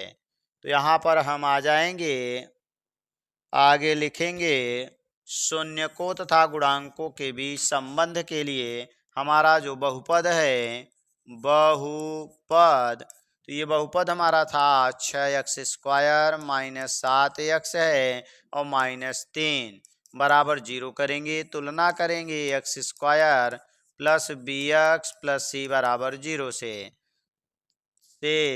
तुलना करने पर इतना लिख देंगे, तो a बराबर 6 मिल जाएगा। यहाँ आएंगे b बराबर -7 मिलेगा और c बराबर -3 मिलेगा। अब आगे आता है शून्यकों का योग या मूलों का योग। तो यहाँ हम लिखेंगे क्या, शून्यकों का योग, यानी अल्फा प्लस बीटा बराबर -b/a होता है। ये हमारा पहला अल्फा हो जाएगा और दूसरा मान हमारा बीटा बन जाएगा। तो अल्फा का मान हम लिखेंगे 3/2 और प्लस बीटा का मान -1/3 और ये बराबर -b, तो -b का मान -7 और a का मान हमें 6 मिल जाएगा। अब यहाँ पर आ जाएंगे, तिर्यक गुणा करेंगे, 3 त्रिक्का 9, 2 1 2 बटे 3 दूनी 6। तो यहाँ पर भी मिला 7/6, माइनस माइनस प्लस हो गया, 9 में से 2 घटा दिए तो 7/6 बराबर 7/6। इसका मतलब ये सही था। अगला आ जाएंगे, एक और होता है हमारा दूसरा, शून्यकों का गुणनफल। शून्यकों का गुणनफल, ये अल्फा इंटू बीटा बराबर c/a होता है। तो अल्फा का मान यहाँ से हमने लिखा 3/2 गुणे -1/3 बीटा वाला मान। अब यानी c का मान -3 मिलेगा और a का मान हमें 6 मिल जाएगा। तो 3 3 से कट जाएगा, -1/2 मिला। यहाँ आएंगे, 3 1 3, 3 दूनी 6, इधर भी -1/2 आ गया। इसका मतलब हो गया कि यही हम लिखेंगे, अतः शून्यकों का गुणनफल बराबर c/a और शून्यकों का योगफल बराबर -b/a, यह सत्य है। तो ये जांच करनी थी, तो आगे हम लिखेंगे, अतः जांच में शून्यकों का योगफल तथा शून्यकों का गुणनफल सत्य है। अगला हम आ जाएंगे खंड ब के प्रश्नोत्तर 2 का ख। यहाँ पर भी हम लिखेंगे खंड ब प्रश्नोत्तर, ये हमारा हो जाएगा 2 का ख। तो आइए देखते हैं इसमें क्या मिलता है। दो संख्याओं के वर्गों का अंतर 180 है। छोटी संख्या का वर्ग बड़ी संख्या का 8 गुना है। दोनों संख्याएं ज्ञात कीजिए। तो हम आ जाएंगे, यहाँ लिखेंगे हल में मानेंगे कि माना दो संख्याएं a तथा b, या तो एक x और y मान लीजिए, x तथा y हैं जिसमें a या x ये बड़ा है किससे, y से। यहाँ पर आ जाएंगे दो संख्याओं के वर्गों का अंतर। तो यहाँ पर हम लिखेंगे क्या, प्रश्नानुसार X square minus Y square बराबर दे दिया है 180। समीकरण नंबर 1 बना लेंगे। अब आगे दिया छोटी संख्या का वर्ग, पुनः प्रश्नानुसार। तो छोटी संख्या माने y है, इसका वर्ग करेंगे। कह रहा है बड़ी संख्या का 8 गुना है, तो इसका मतलब ये 8x के बराबर हो जाएगा। ये समीकरण नंबर 2 बनेगा। वाई स्क्वायर का मान इसमें रख देंगे, तो आगे लिखेंगे वाई स्क्वायर का मान समीकरण 1 में रखने पर तो समीकरण 1 हमारा क्या है,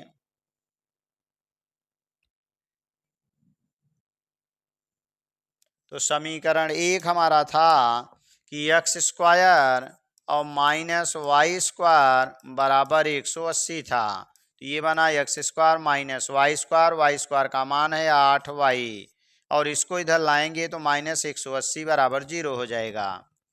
अब 18 था, हम 180 18 में से 10 घटाएंगे तो 8 आएगा। तो ये बन जाएगा x square minus 18x plus 10x, क्योंकि 18x में से 10x घटेगा तो माइनस 8x आ जाएगा। सर यहाँ पर y रहेगा, यानी y नहीं x होगा, क्योंकि हमने वाई स्क्वायर के स्थान पर 8x लिखना था, तो 8x लिखेंगे और फिर माइनस 180 बराबर 0 हो जाएगा। अब हम जोड़ा बनाएंगे। पहले जोड़े में x कामन, तो x माइनस 18 हो जाएगा।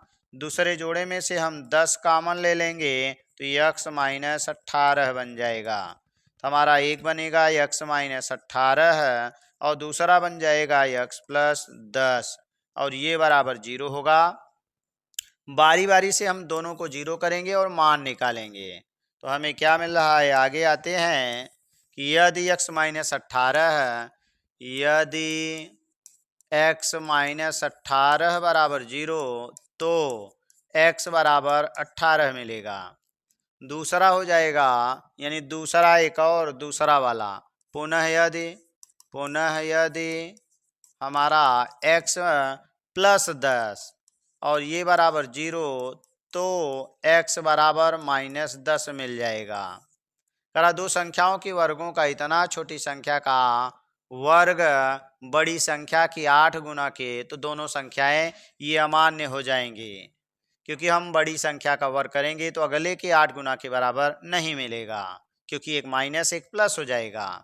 तो यहाँ पर इसलिए अब दूसरी संख्या निकालेंगे। दूसरी संख्या वाई स्क्वायर है, तो वाई स्क्वायर बराबर है 8x बराबर 8 गुणे x माने 18, तो 18 टर्म में 100 यानी 44 हो जाएगा। अब यहाँ आ जाएंगे तो ये वाई स्क्वायर था, तो वाई बराबर हो जाएगा 12। इसलिए एक संख्या 18 दूसरी संख्या 12 होगी और यही आपका आंसर बन जाएगा। तो ये रहा हमारा प्रश्नोत्तर 2 का ख। आगे हम आते हैं नेक्स्ट 2 का ग ले लेते हैं। तो यहाँ पर हम आ जाएंगे प्रश्न संख्या 2 का ग। तो 2 का ग में देखते हैं क्या कह रहा है। तो यहाँ पर भी हम लिखेंगे खंड ब प्रश्नोत्तर 2 का हम आ जाएंगे तो ये ग है। 5 इसमें करना है, 6 दिया रहेगा। तो कह रहा है सिद्ध कीजिए कि किसी वृत्त के किसी व्यास के सिरों पर खींची गई स्पर्श रेखाएं समांतर होती हैं। यहाँ पर हम आएंगे हल में हमें एक वृत्त बनाना है और इसमें कह रहा है कि एक व्यास खींच लेना है और यहाँ पर एक स्पर्शी और एक ये स्पर्शी खींच देना है। तो हमारा बिंदु ओ बना, एक बिंदु ए बना, एक बिंदु बी बना, आगे हमारा एक बिंदु सी हो गया और यहाँ बिंदु हमारा डी बना। हमें दिखाना है कि दोनों हमारी रेखाएं समांतर हैं। तो पहला आ जाएंगे ज्ञात है, पहली हेडिंग यहाँ लिखेंगे ज्ञात है। क्या ज्ञात है? कि एक वृत्त है और दो स्पर्शी है और एक व्यास है। एक वृत्त जिसमें दो स्पर्शी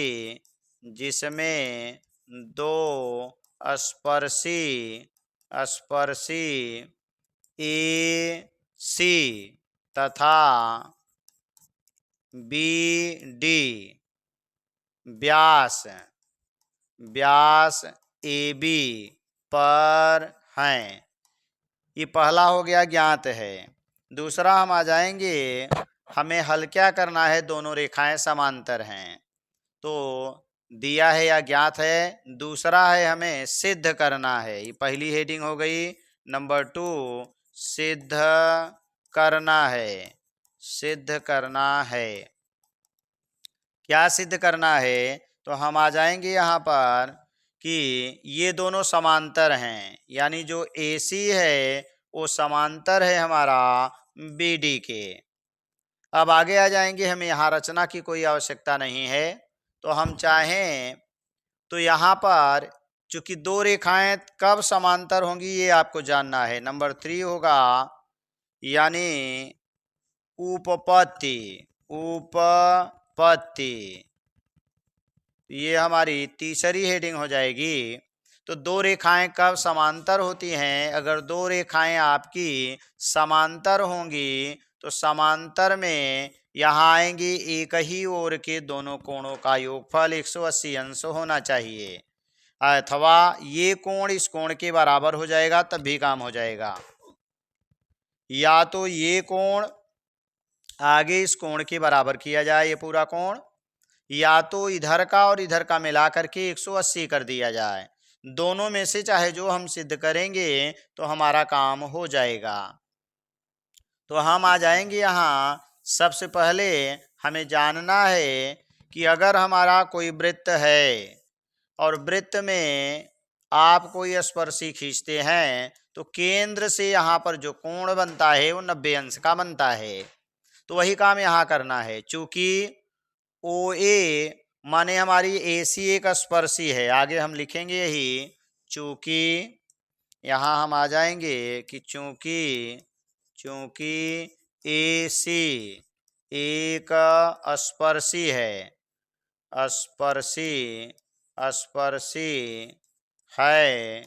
इसलिए कोण OAC बराबर 90 अंश होगा। इसको हम 1 बना लेंगे। इसी प्रकार BD एक स्पर्शी है, इसलिए हमारा जो कोण बनेगा OBD ये भी हमारा 90 अंश हो जाएगा। अब हम क्या करेंगे, ये पूरा कोण और ये पूरा कोण जोड़ेंगे। तो जोड़ेंगे 180 आ जाएगा, क्योंकि 90-90 दोनों हैं और एक ही ओर के अंतः कोणों का योगफल 180 आएगा। हमारा काम हो जाएगा। कोण अब हमारा पहला वाला OAC प्लस कोण OBD बराबर 90 + 90 और यही बराबर 180 आ गया।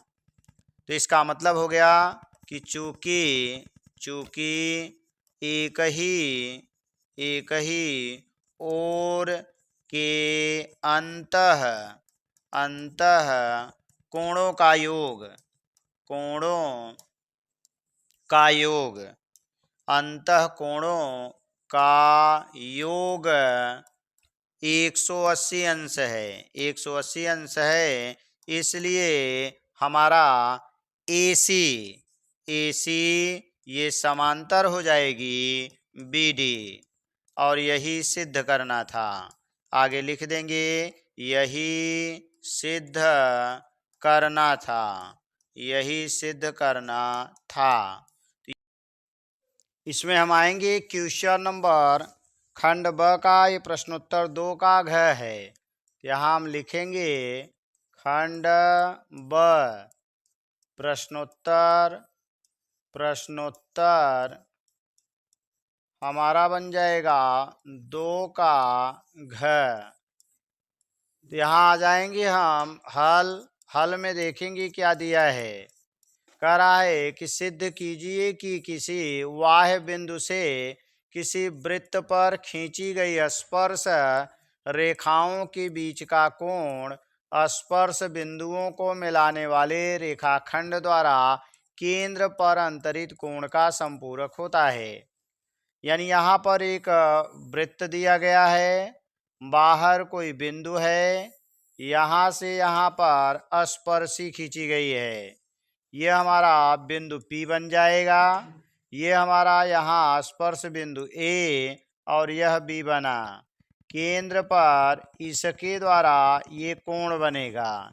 यहाँ पर केंद्र पर बना ये कोण है और ये कोण दोनों मिला के एक दूसरे के संपूरक होने चाहिए, यानी दोनों मिला के 180 अंश होना चाहिए। यहाँ नंबर 1 लिखेंगे ज्ञात है, पहली हेडिंग ज्ञात है। इसमें क्या मिल जाएगा, ज्ञात है में हमें मिलेगा एक वृत्त केंद्र O स्पर्शी PA PB, ये हमारा बिंदु O बन जाएगा। फिर आगे आ जाएंगे, अगला नंबर 2 क्या मिला, सिद्ध करना है। नंबर 2 हेडिंग हो जाएगी सिद्ध करना है। क्या मिला कि दोनों मिला के 180 अंश कोटि पूरक का मतलब संपूरक का मतलब कि दोनों कोण मिला के 180 अंश, कोण AOB और प्लस कोण APB और ये बराबर 180 अंश, यही आपको सिद्ध करना है। तीसरी हेडिंग हमारी बनेगी उपपत्ति। तो उपपत्ति में क्या मिलेगा, चूंकि ये स्पर्शी है तो यहाँ पर जो कोण बनेगा वो 90 होगा। दो प्रक्रिया है, या तो हम त्रिभुज बना के सिद्ध कर सकते हैं या चतुर्भुज के चारों अंतः कोणों का योगफल लेकर के। अगर हम त्रिभुज बनाते हैं तो हमने क्या किया, O से P को मिलाया, O से P को मिलाया। अब हम आएंगे त्रिभुज ऊपर वाला ले लेंगे OAP, त्रिभुज OAP में यहाँ पर हमें मिलेगा कोण A बराबर 90 अंश। ये कहाँ से मिला, स्पर्शी से।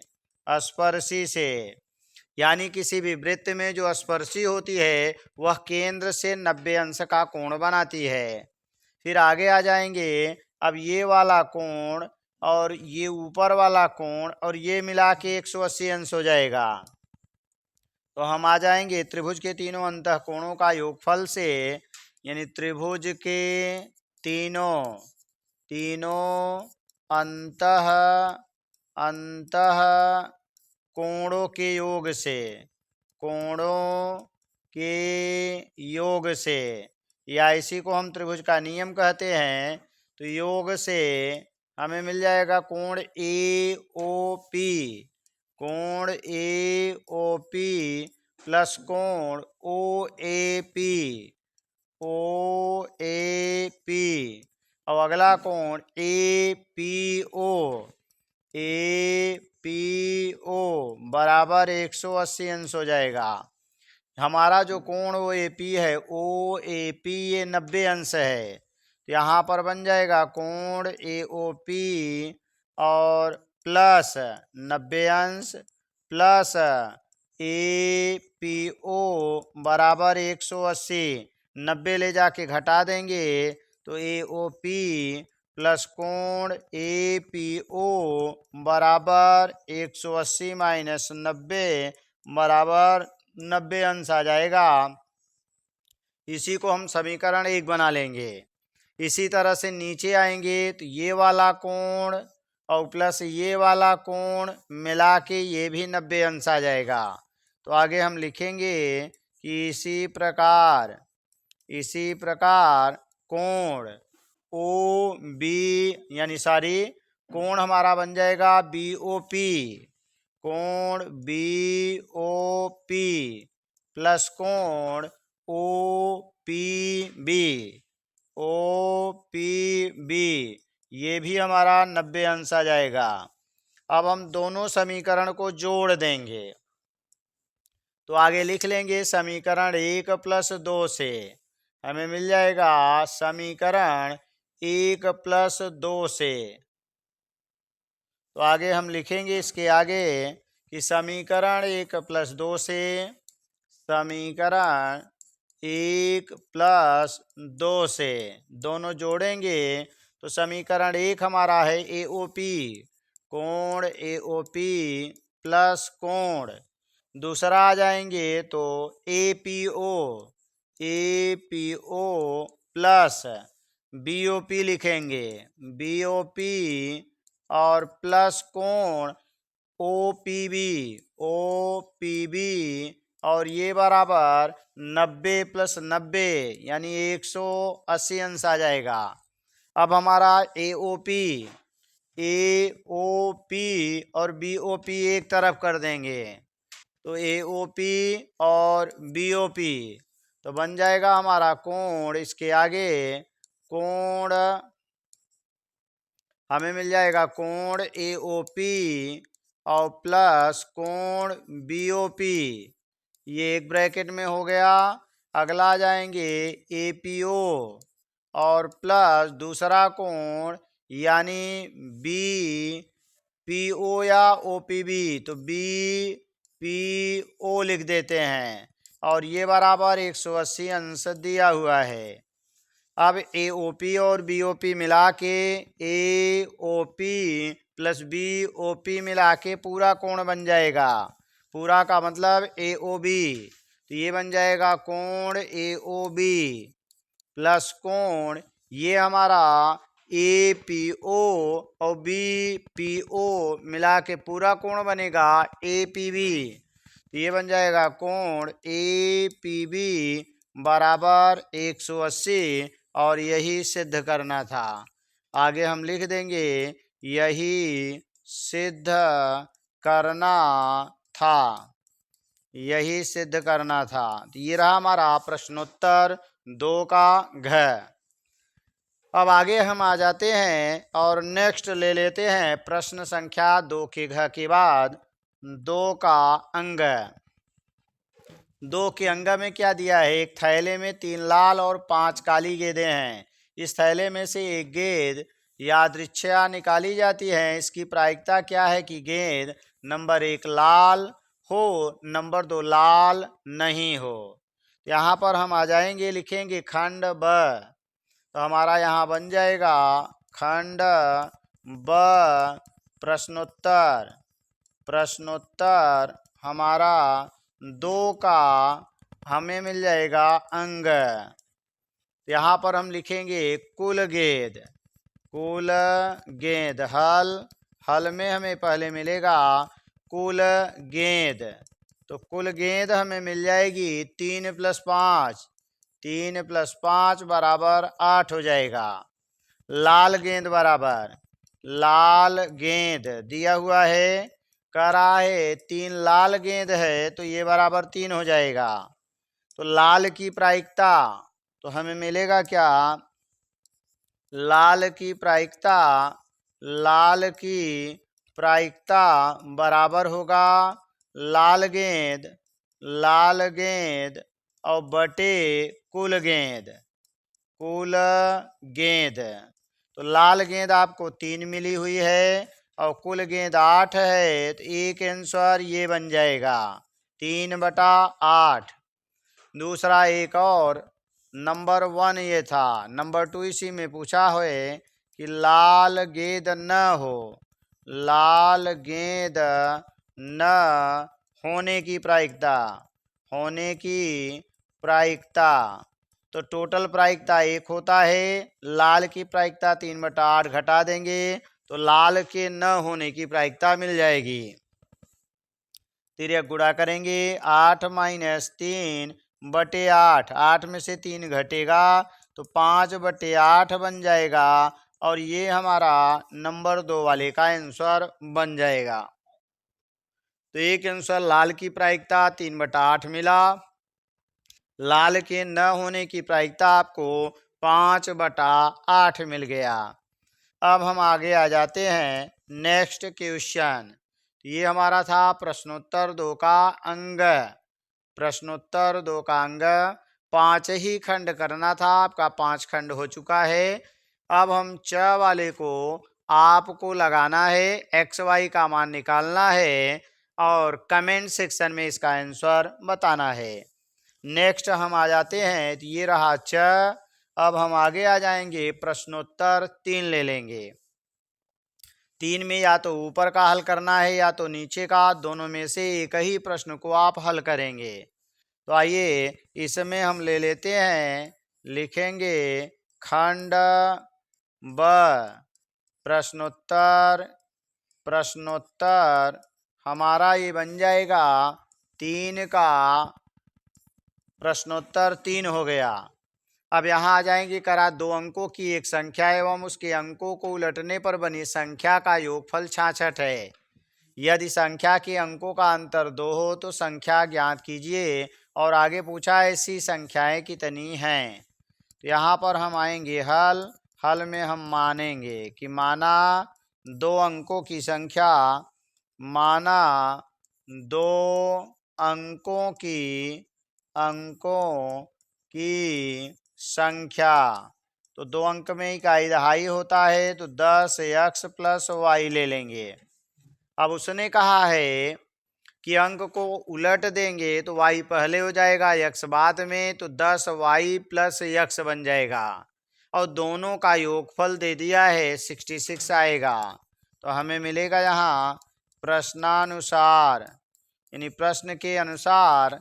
तो हमें क्या मिला, एक संख्या मिली 10x + y और फिर कह रहा है उलटने पर बनी संख्या 10y + x बनेगा और दोनों का योगफल दे दिया है 66 माने 66 है। तो 10x + x मिला के 11x, 10y + y मिला के 11y और ये बराबर हमारा 66 बन जाएगा। 11 कामन ले लेंगे तो x + y बराबर हमारा 66 होगा। 11 का हम भाग दे देंगे तो हमें मिलेगा क्या, मिल जाएगा यहाँ पर कि x + y बराबर होगा 66/11, छक्का 66, तो x + y बराबर 6 बन जाएगा। इसको हम समीकरण नंबर 1 बना लेंगे। फिर आगे क्या कहा है, अब इसको हम देखते हैं। तो उसने आगे दे दिया है कि यदि संख्या के अंकों का अंतर, अब यहाँ पर संख्या के अंकों का अंतर 2 दे दिया है। तो आगे हम आ जाएंगे, लिखेंगे क्या कि पुनः प्रश्नानुसार, पुनः प्रश्नानुसार द्वितीय शर्त के अनुसार हमें क्या मिलेगा, x - y बराबर 2, इसको 2 बना लेंगे या तो इसको हम y - x भी लिख सकते हैं, और y - x बराबर 2, क्योंकि अभी हमें ये नहीं मालूम कौन सी संख्या बड़ी है, इकाई बड़ा है कि दहाई बड़ा है। तो चाहे x - y लिखें चाहे y - x लिखें, समीकरण 1 और 2 को हल करेंगे। तो आगे हम लिखेंगे समीकरण 1 + 2। 1 हमारे पास क्या है, x + y बराबर 6 है। 2 हमारे पास है x - y बराबर 2 है। एक था, ये 2 था, दोनों को जोड़ेंगे तो ये कट जाएगा, x x मिलके 2x होगा, 6 + 2 8 बन जाएगा। x बराबर 8/2 भाग दे देंगे 4 आएगा। अब हम आ जाएंगे तो समीकरण 1 से, समीकरण 1 क्या कर रहा है हमारा कि x + y बराबर हमें मिला है यहाँ 6, तो यक्स का मान 4 प्लस वाई बराबर 6, वाई बराबर निकालेंगे तो 4 घटा देंगे, 6 माइनस 4 यानी 2 आ गया। इसलिए संख्या क्या बनी, अब हम उसको ले लेते हैं। हमारी जो संख्या बन जाएगी, इसलिए संख्या बराबर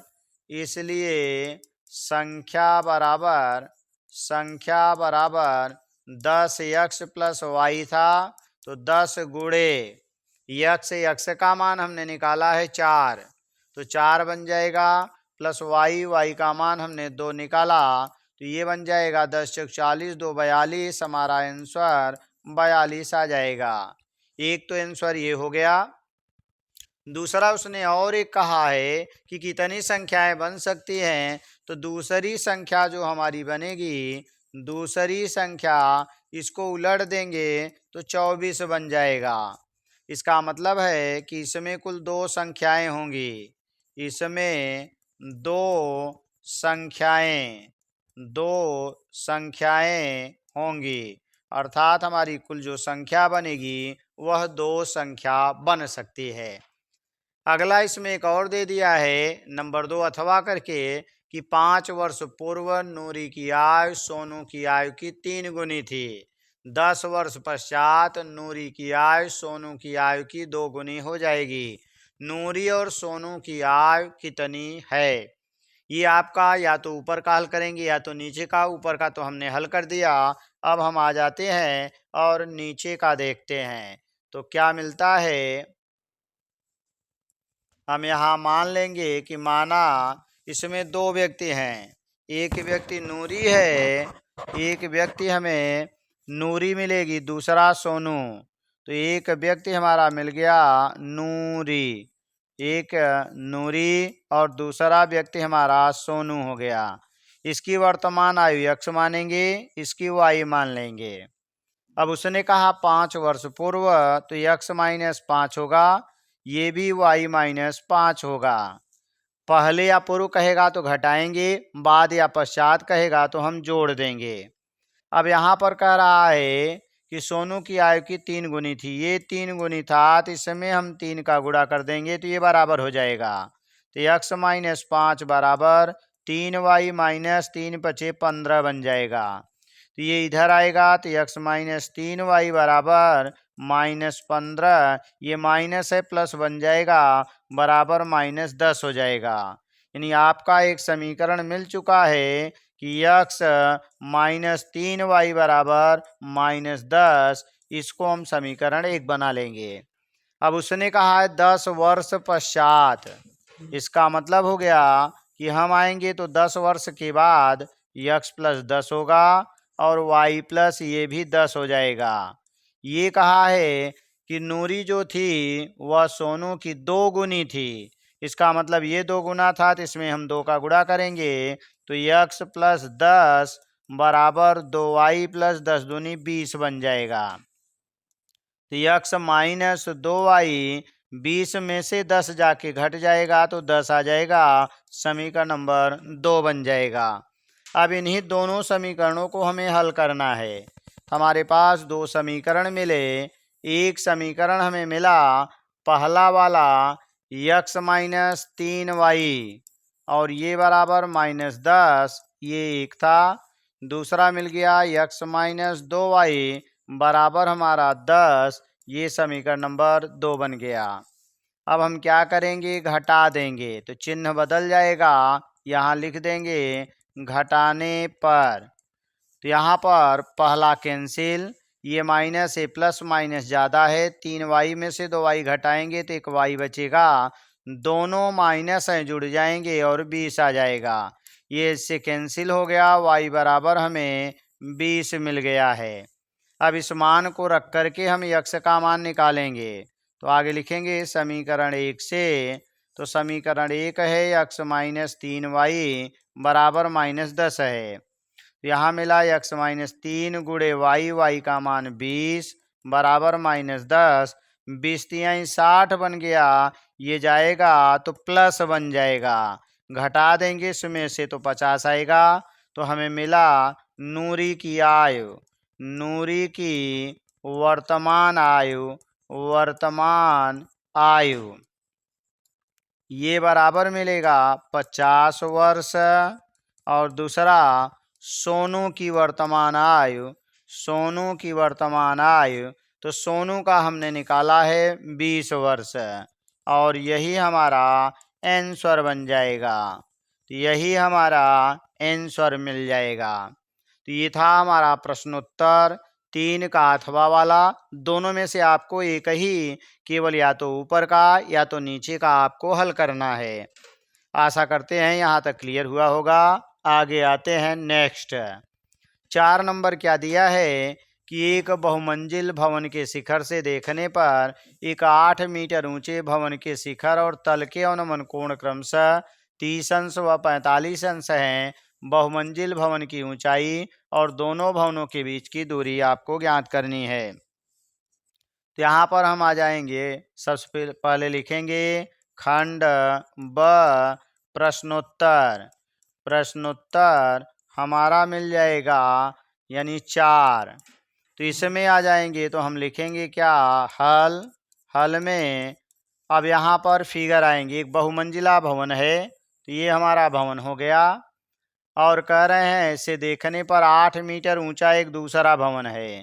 तो ये भवन हमारा 8 मीटर ऊंचा ये वाला है। सॉरी, ये 8 मीटर है। ये मान लीजिए ए बी हमारा बहुमंजिला भवन, सी डी हमारा 8 मीटर ऊंचा भवन है। इसके शिखर से इसके शिखर और इसके शिखर से इसके आधार को हम देखेंगे तो ऊपर हमें अनुमान कोण मिलेगा। यहाँ का कोण जो बना 30 अंश, पूरा कोण जो मिला 45 अंश बना। तो यहाँ से हम खींच देंगे तो ये भी हमारा 30 अंश, और ये 45 था तो ये हमारा 45 अंश बन जाएगा। अब हमें क्या करना है कि ये 8 मीटर दिया है, पूरी ऊंचाई को हम h मान लेंगे यहाँ से यहाँ तक। तो हम ऊपर वाली दूरी केवल निकालेंगे तो पूरे में से नीचे वाली दूरी 8 है, घट जाएगी। तो ये बन जाएगा h माइनस 8 मीटर। अब आप लिखेंगे, पहले आप ए बी सी डी यहाँ एक बिंदु ई बना लेंगे। तो हम लिखेंगे कि माना ए बी h मीटर ऊंचा बहुमंजिला भवन है, जिसके आधार ए से हम मान लेंगे x मीटर दूर स्थित बिंदु सी है। सी पर 8 मीटर ऊंचा भवन है। बी से डी का अनुमान कोण 30 अंश, बी से सी का अनुमान कोण 45 अंश है। अब हम आ जाएंगे पहले इस त्रिभुज में ए बी सी में। तो हम यहाँ ले लेंगे त्रिभुज ए बी सी, त्रिभुज ए बी सी में, और लगा देंगे tan 45। तो tan 45 बराबर लंब पूरा ए बी हो जाएगा, ए बी बटे आधार पूरा ए सी बन जाएगा। tan 45 का मान 1 होगा, ए बी का मान h और ए सी का मान x है। तिर्यक गुणा करेंगे तो h बराबर x, समीकरण नंबर 1 बना लेंगे। अब आगे आ जाएंगे तो हम ले लेंगे अब त्रिभुज ऊपर वाला, माने डी ई बी। आगे इसके आगे हम लिखेंगे त्रिभुज डी ई बी में, और यहाँ लगाएंगे ऊपर tan 30 अंश हो जाएगा, क्योंकि ये वाला कोण हमारा 30 अंश है। तो tan 30 बराबर लंब माने बी ई बटे डी ई बन जाएगा। तो ये बनेगा हमारा बी ई बटे डी ई होगा। अब बी ई का मान यहाँ पर आपने लिखा h माइनस 8, तो ये h माइनस 8 हो जाएगा। और डी ई का मान माने नीचे वाला मान, ये मान हमारा x है, और ये मान 1/3 होगा। तिर्यक गुणा करेंगे x बराबर, तिर्यक कर देंगे तो h करनी में 3 माइनस इसका गुणा इसमें भी होगा, 8 करनी में 3 हो जाएगा। ये साइड आएगा प्लस और ये साइड जाएगा माइनस हो जाएगा। h करनी में 3, ये जाएगा तो माइनस x, ये आएगा 8 करनी में 3 बन जाएगा। तो h करनी में 3 माइनस x बराबर हमने h निकाला है, तो यहाँ भी h हो जाएगा। हमने मान कहाँ से रखा, तो आगे लिख देंगे समीकरण 1 से, यानी हमने समीकरण 1 से यहाँ पर मान रखा है। दोनों में h कॉमन होगा तो कणी में 3 माइनस 1 बन जाएगा, इसी का भाग दे देंगे। तो h बराबर 8 कणी में 3 बटे कणी में 3 माइनस 1, हर का परिमेयकरण करेंगे तो कणी में 3 प्लस 1 कणी में 3 प्लस 1 का ऊपर नीचे हम गुणा कर देंगे। अब आगे आ जाएंगे तो हमें मिलेगा क्या कि ऊपर हमारा बन गया 8 कणी में 3 और कणी में 3 प्लस 1, नीचे माइनस बी ए प्लस बी बराबर ए स्क्वायर माइनस बी स्क्वायर। ए स्क्वायर माने कणी में 3 का वर्ग 3, बी स्क्वायर माने 1 का वर्ग 1 हो जाएगा। तो इसमें से घटा देंगे तो 2 आएगा। 8 कणी में 3 और कणी में 3 प्लस 1 और नीचे हमारा 2, 2 का भाग दे देंगे 4 आ जाएगा। तो 4 इसका अंदर गुणा करेंगे तो ये 3 बन जाएगा। कणी में 3 गुणे कणी में 3 बराबर 3 और कणी में 3 का गुणा 1 में करेंगे तो कणी में 3 और यही हमारा एक आंसर बन जाएगा। चूंकि दोनों मान बराबर हैं तो दोनों भवनों के बीच की दूरी और बहुमंजिला भवन की ऊंचाई दोनों ही आपका यही आंसर मिलेगा। तो हम आंसर में क्या लिख देंगे, इसलिए बहुमंजिला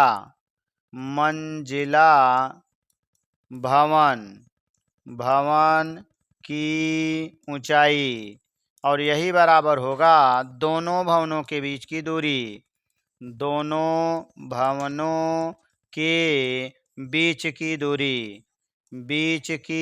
दूरी और यही बराबर हमें मिलेगा, दोनों का मान यही आएगा 4, 3 प्लस कणी में 3 और यही हमारा आंसर बन जाएगा।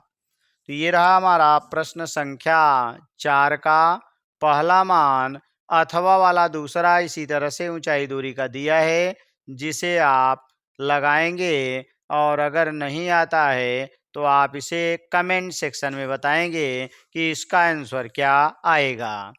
तो ये रहा प्रश्नोत्तर 4। अब हम आते हैं क्वेश्चन नंबर 5 को। हमारा क्या दिया गया है कि एक बर्तन के एक उल्टे शंकु के आकार का है। एक बर्तन जो है इस तरह से उल्टा शंकु के आकार का बना हुआ है। इसकी ऊंचाई 8 सेंटीमीटर, ये ऊंचाई हमारी 8 सेंटीमीटर दी गई है। फिर कहा और इसके ऊपरी खुला हुआ जो भाग है सिरे की त्रिज्या यहाँ से यहाँ तक 5 सेंटीमीटर दी गई है। यह ऊपर तक पानी से भरा हुआ है। जब इस बर्तन में शीशे की कुछ गोलियां जिनमें प्रत्येक 0.5 सेंटीमीटर त्रिज्या वाला एक गोला है डाली जाती हैं तो इसमें से भरे हुए पानी का 1/4 भाग बाहर निकल जाता है। बर्तन में डाली गई शीशे की गोलियों की संख्या ज्ञात कीजिए। अब इसमें कह रहा है कि इसमें कुछ गोलियां डाली जाती हैं। पानी पूरा भरा हुआ था तो इसमें से पानी हमारा बाहर गिरेगा। तो पूछ रहा है कितनी गोलियां डाली गई हैं। तो यहाँ पर हम आ जाएंगे हल। तो ये हमारा बन जाएगा प्रश्नोत्तर 5, खंड ब का प्रश्नोत्तर 5 लिखेंगे और यहाँ डाल देंगे हम ऊपर पहले खंड ब। अब यहाँ पर हमें क्या मिल रहा है, दो चीजें यहाँ हैं। एक तो है शंकु और दूसरा ये जो गोली है ये गोला है। तो शंकु की त्रिज्या और ऊंचाई, तो त्रिज्या दिया है 5 सेंटीमीटर और ऊंचाई दिया है 8 सेंटीमीटर और प्रत्येक गोली की जो त्रिज्या है, इसकी जो त्रिज्या है गोली की वह दे दिया है हमारा 0.5 सेंटीमीटर। इस त्रिज्या को हम कैपिटल अगर मान लें तो डाली गई गोलियों का कुल आयतन, जय गोली डालेंगे पूरे का आयतन निकले हुए पानी के आयतन के बराबर हो जाएगा। तो यहाँ पर बन जाएगा यानी डाली गई कुल गोलियों का आयतन और ये बराबर होगा चौथाई पानी निकल रहा है। उसने कहा 1/4 भाग बाहर निकलता है तो 1/4 शंकु का आयतन क्योंकि 1/4 भाग पानी का निकल रहा है, पूरे आयतन का 1/4 भाग निकल रहा है। पूरा आयतन माने शंकु का आयतन। अब यहाँ पर हम आ जाएंगे, अब इसमें मान रखेंगे। तो जो गोलियां डाली गई हैं, मान लेंगे इसमें कुल n गोलियां हैं। तो n गुणे, यानी हमारा गोली माने गोले का आयतन, n गुणे एक गोले का आयतन, गोले का आयतन, और ये बराबर हो जाएगा हमारा 1/4, 1/4 शंकु का आयतन, शंकु का आयतन। यहाँ पर n गुणे एक जो गोली है, तो गोली का आयतन सूत्र होता है 4/3 पाई स्मॉल r क्यूब और 1/4, और शंकु का आयतन 1/3 पाई r स्क्वायर h होता है। तो यहाँ पर आ जाएंगे तो पाई से पाई कैंसिल हो जाएगा, नीचे 3 3 से कैंसिल हो जाएगा, तो 4n गुणे r क्यूब। तो यहाँ पर बन गया n गुणे 4 गुणे r का मान माने स्मॉल r का मान 0.5 का होल क्यूब बन जाएगा, और ये बन जाएगा 1/4 r स्क्वायर माने 5 का स्क्वायर, और गुणे h का मान हमें यहाँ पर 8 मिल जाएगा।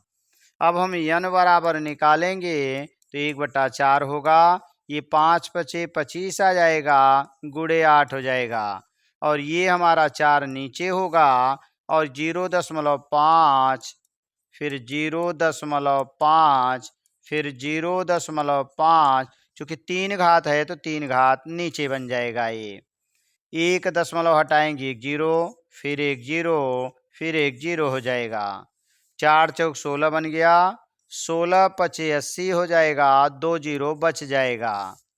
आगे आएंगे तो 5 पचे 25, 25 दूनी 50 हो जाएगा, और 1 जीरो बच जाएगा, फिर 5 चौक 20, अब इसका गुणा इसमें कर देंगे तो हमारे पास 25 बचा है और 4 बचा है, तो 25 चौका 100 गोली, यही आपका आंसर बन जाएगा।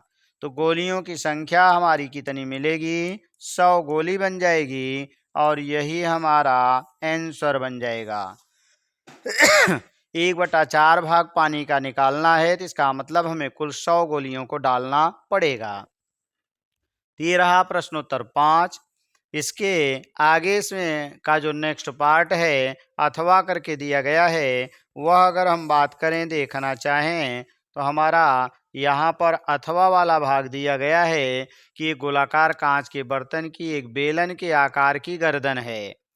यहाँ पर उसने क्या कहा, एक गोलाकार कांच है, ये हमारा कांच हो गया, और इसकी जो गर्दन है वह बेलन के आकार की है, ये इसकी गर्दन हो गई। फिर कह रहा है जिसकी लंबाई 8, यहाँ से यहाँ तक लंबाई ये 8 सेंटीमीटर दिया गया है, और व्यास 2 है, तो इसका मतलब त्रिज्या आधा होगा, तो 1 सेंटीमीटर बन जाएगा, और जो गोलाकार भाग है उसका व्यास यानी यहाँ से यहाँ तक 8.5 सेंटीमीटर है। इसमें भरा जा सकने वाले पानी की मात्रा मापकर एक बच्चे ने यह ज्ञात किया कि इस बर्तन का आयतन 345 वर्ग सेंटीमीटर है। जांच कीजिए कि उस बच्चे का उत्तर सही है या नहीं। तो यहाँ पर कह रहा है आयतन, वर्ग नहीं, यहाँ घन सेंटीमीटर हो जाएगा, घन सेंटीमीटर है। कह रहा है जांच कीजिए कि उस बच्चे का उत्तर सही है या नहीं, यह मानते हुए कि उपरोक्त मापन आंतरिक मापन है, यानी ये जो मान दिया गया है वो अंदर का है। इसका आयतन निकालेंगे, फिर इसका आयतन निकालेंगे, दोनों आयतन हम जोड़ देंगे और देखेंगे इसका मान इसके बराबर अगर आएगा तो इसका मतलब है उसका उत्तर सही है, और दोनों का आयतन अगर जोड़ने के बाद इसके बराबर नहीं आता है तो ये आंसर नहीं सही है। यहाँ पर हमारे पास दो चीज़ें हैं, एक है हमारा बेलन और दूसरा हमारा क्या दिया गया है, गोला दिया है। बेलन में त्रिज्या चाहिए 1 सेंटीमीटर है, दूसरा बेलन में हमें ऊंचाई चाहिए तो 8 सेंटीमीटर है, और यहाँ पर गोली की त्रिज्या, यहाँ पर व्यास दिया है 8.5 बटे 2 कर देंगे तो 1 जीरो, और 5 से काटेंगे 17 पचे 85 और 5 से काट देंगे तो 4 आ जाएगा। ये हमारा बन गया। अब टोटल जो आयतन होगा, टोटल आयतन, ये बराबर हो जाएगा हमारा बेलन का आयतन, बेलन का आयतन और प्लस हो जाएगा गोले का आयतन, गोले का आयतन। तो बेलन के आयतन में हमें मिलेगा पाई आर स्क्वायर एच और प्लस गोले के आयतन में मिल जाएगा 4/3 पाई आर क्यूब बन जाएगा। अब यहाँ पर इसका 1 मान लें, इसको 2 मान लें, तो ये 1 हो जाएगा, ये 2 हो जाएगा। अब सभी मानों को इसमें रख करके आप हल करेंगे। हल करने के बाद पाई का मान 3.14 रखेंगे और चेक करेंगे इसका मान कितना आएगा। तो इस तरह से आपको कमेंट सेक्शन में बताना है इसका आंसर क्या आएगा। तो थैंक्स फॉर वाचिंग। इस तरह के वीडियो को देखने के लिए चैनल को सब्सक्राइब करें, वीडियो को लाइक करें। धन्यवाद।